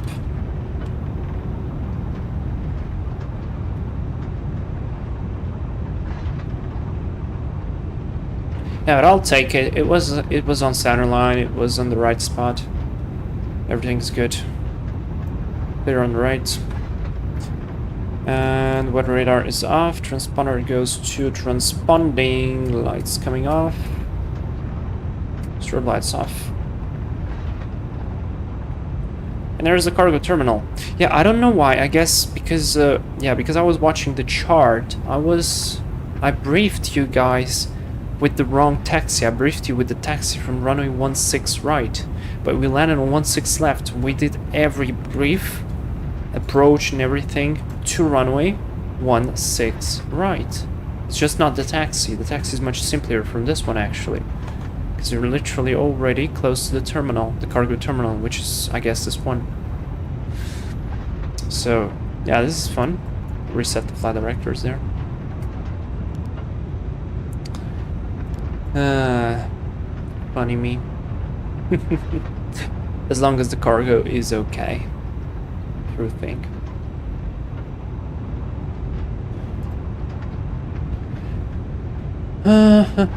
What was the cargo? I don't know. I mean, we were flying from Italy to Italy, so it has to be something within Italy. It has to be food. Probably food, or I don't know what else could be.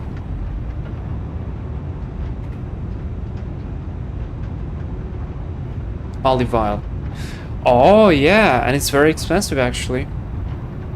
Well, that would make sense. We had a crisis last year here in Portugal, because Portugal produces a lot of olive oil, and we're like one of the biggest oil producers. Yeah, productions, whatever. They produce a ton of it here, and last year was very good, and the olive oil was actually going up because of the crisis and the inflation and all that stuff. And so everybody on the news was saying like, yes, the prices are going to go down because it was a very good production year, and so everybody was very expecting to get the prices down to buy some olive oil for the year. And then what happened was, I think Italy and Spain or something like it had a very, very bad production year. Either they had like some virus that affected the trees or something, and it was very bad. And basically they had like a very, very bad year of olive oil production. And so they bought a ton of it from Portugal, and guess what that does for the price? It puts the price even higher. So the price, instead of dropping, went sky high, like doubled. And it's basically still the same. Like ridiculous. I could buy a bottle of very good olive oil for €5 discounted, and the same bottle started to cost like €13, and now it costs somewhere like €9 or €8, so that's a bloody lot. Parking brake is set, taxi light is off, got the APU running. Let's just confirm on the electrical panel that we've got the APU running. Yes, we do. Let's connect it, and let's switch off the engines. Beacon lights coming to off, fuel pumps coming to off. This goes to auxiliary, and that is good. Set the chocks, set the GPU actually, connect the GPU, disconnect the APU, and beacon is off, rest is good, this can go to off, and I can start opening the doors. Now, let me set here stairs, loader, cart, rear, a cleaning van, maybe catering, no cones and people, that's enough.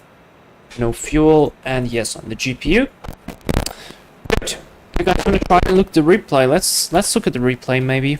Let's hope it doesn't crash. Okay, it looks good. Let's try. Okay, looks good. Good. And I hope the replay won't be laggy because it's been... Oh, it's with the open nose. Nice. Alright, let's watch the replay. CargoLux landing with the nose door open. Ah, still lagging a bit. You need to fix the replay. It's unwatchable, sorry. Yeah, I don't know why it lags like that. It's just being explained.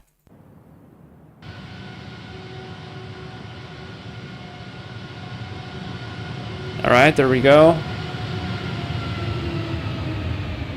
Oh, that was a fine landing. I'll take that. That was a fine landing. Let's try and watch it again. I hope it doesn't lag again like crazy.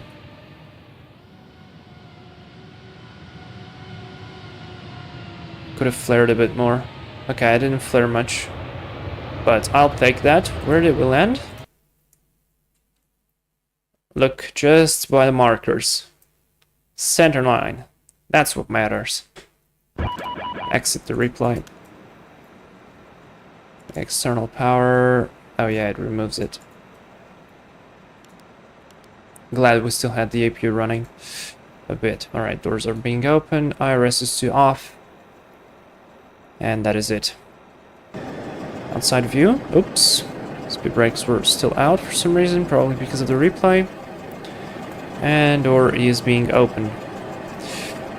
Well, guys, Syncrash Flyer, you have to go to the Oil Wall Street. Yes, we actually went. Basically, there are lots of small productions here, and they sell you oil for a little bit lower price, but it's still very good quality and it's natural, so it doesn't come from the store. And so we bought like 2 bottles of 5 liters, each one for 40 euros, so that was 80 euros. We still have one. That's been almost a year. But yeah, it's very expensive, and I hope that will get fixed eventually. The prices have dropped already a bit, but not much. And so yeah, 12.1.2 broke the replay. Not a single bottle broke with that landing. All right, I think I'm more happy with the bottles being not broken than the replay. I don't care about the replay. I mean, sometimes I do. Sometimes I do. But that's all right.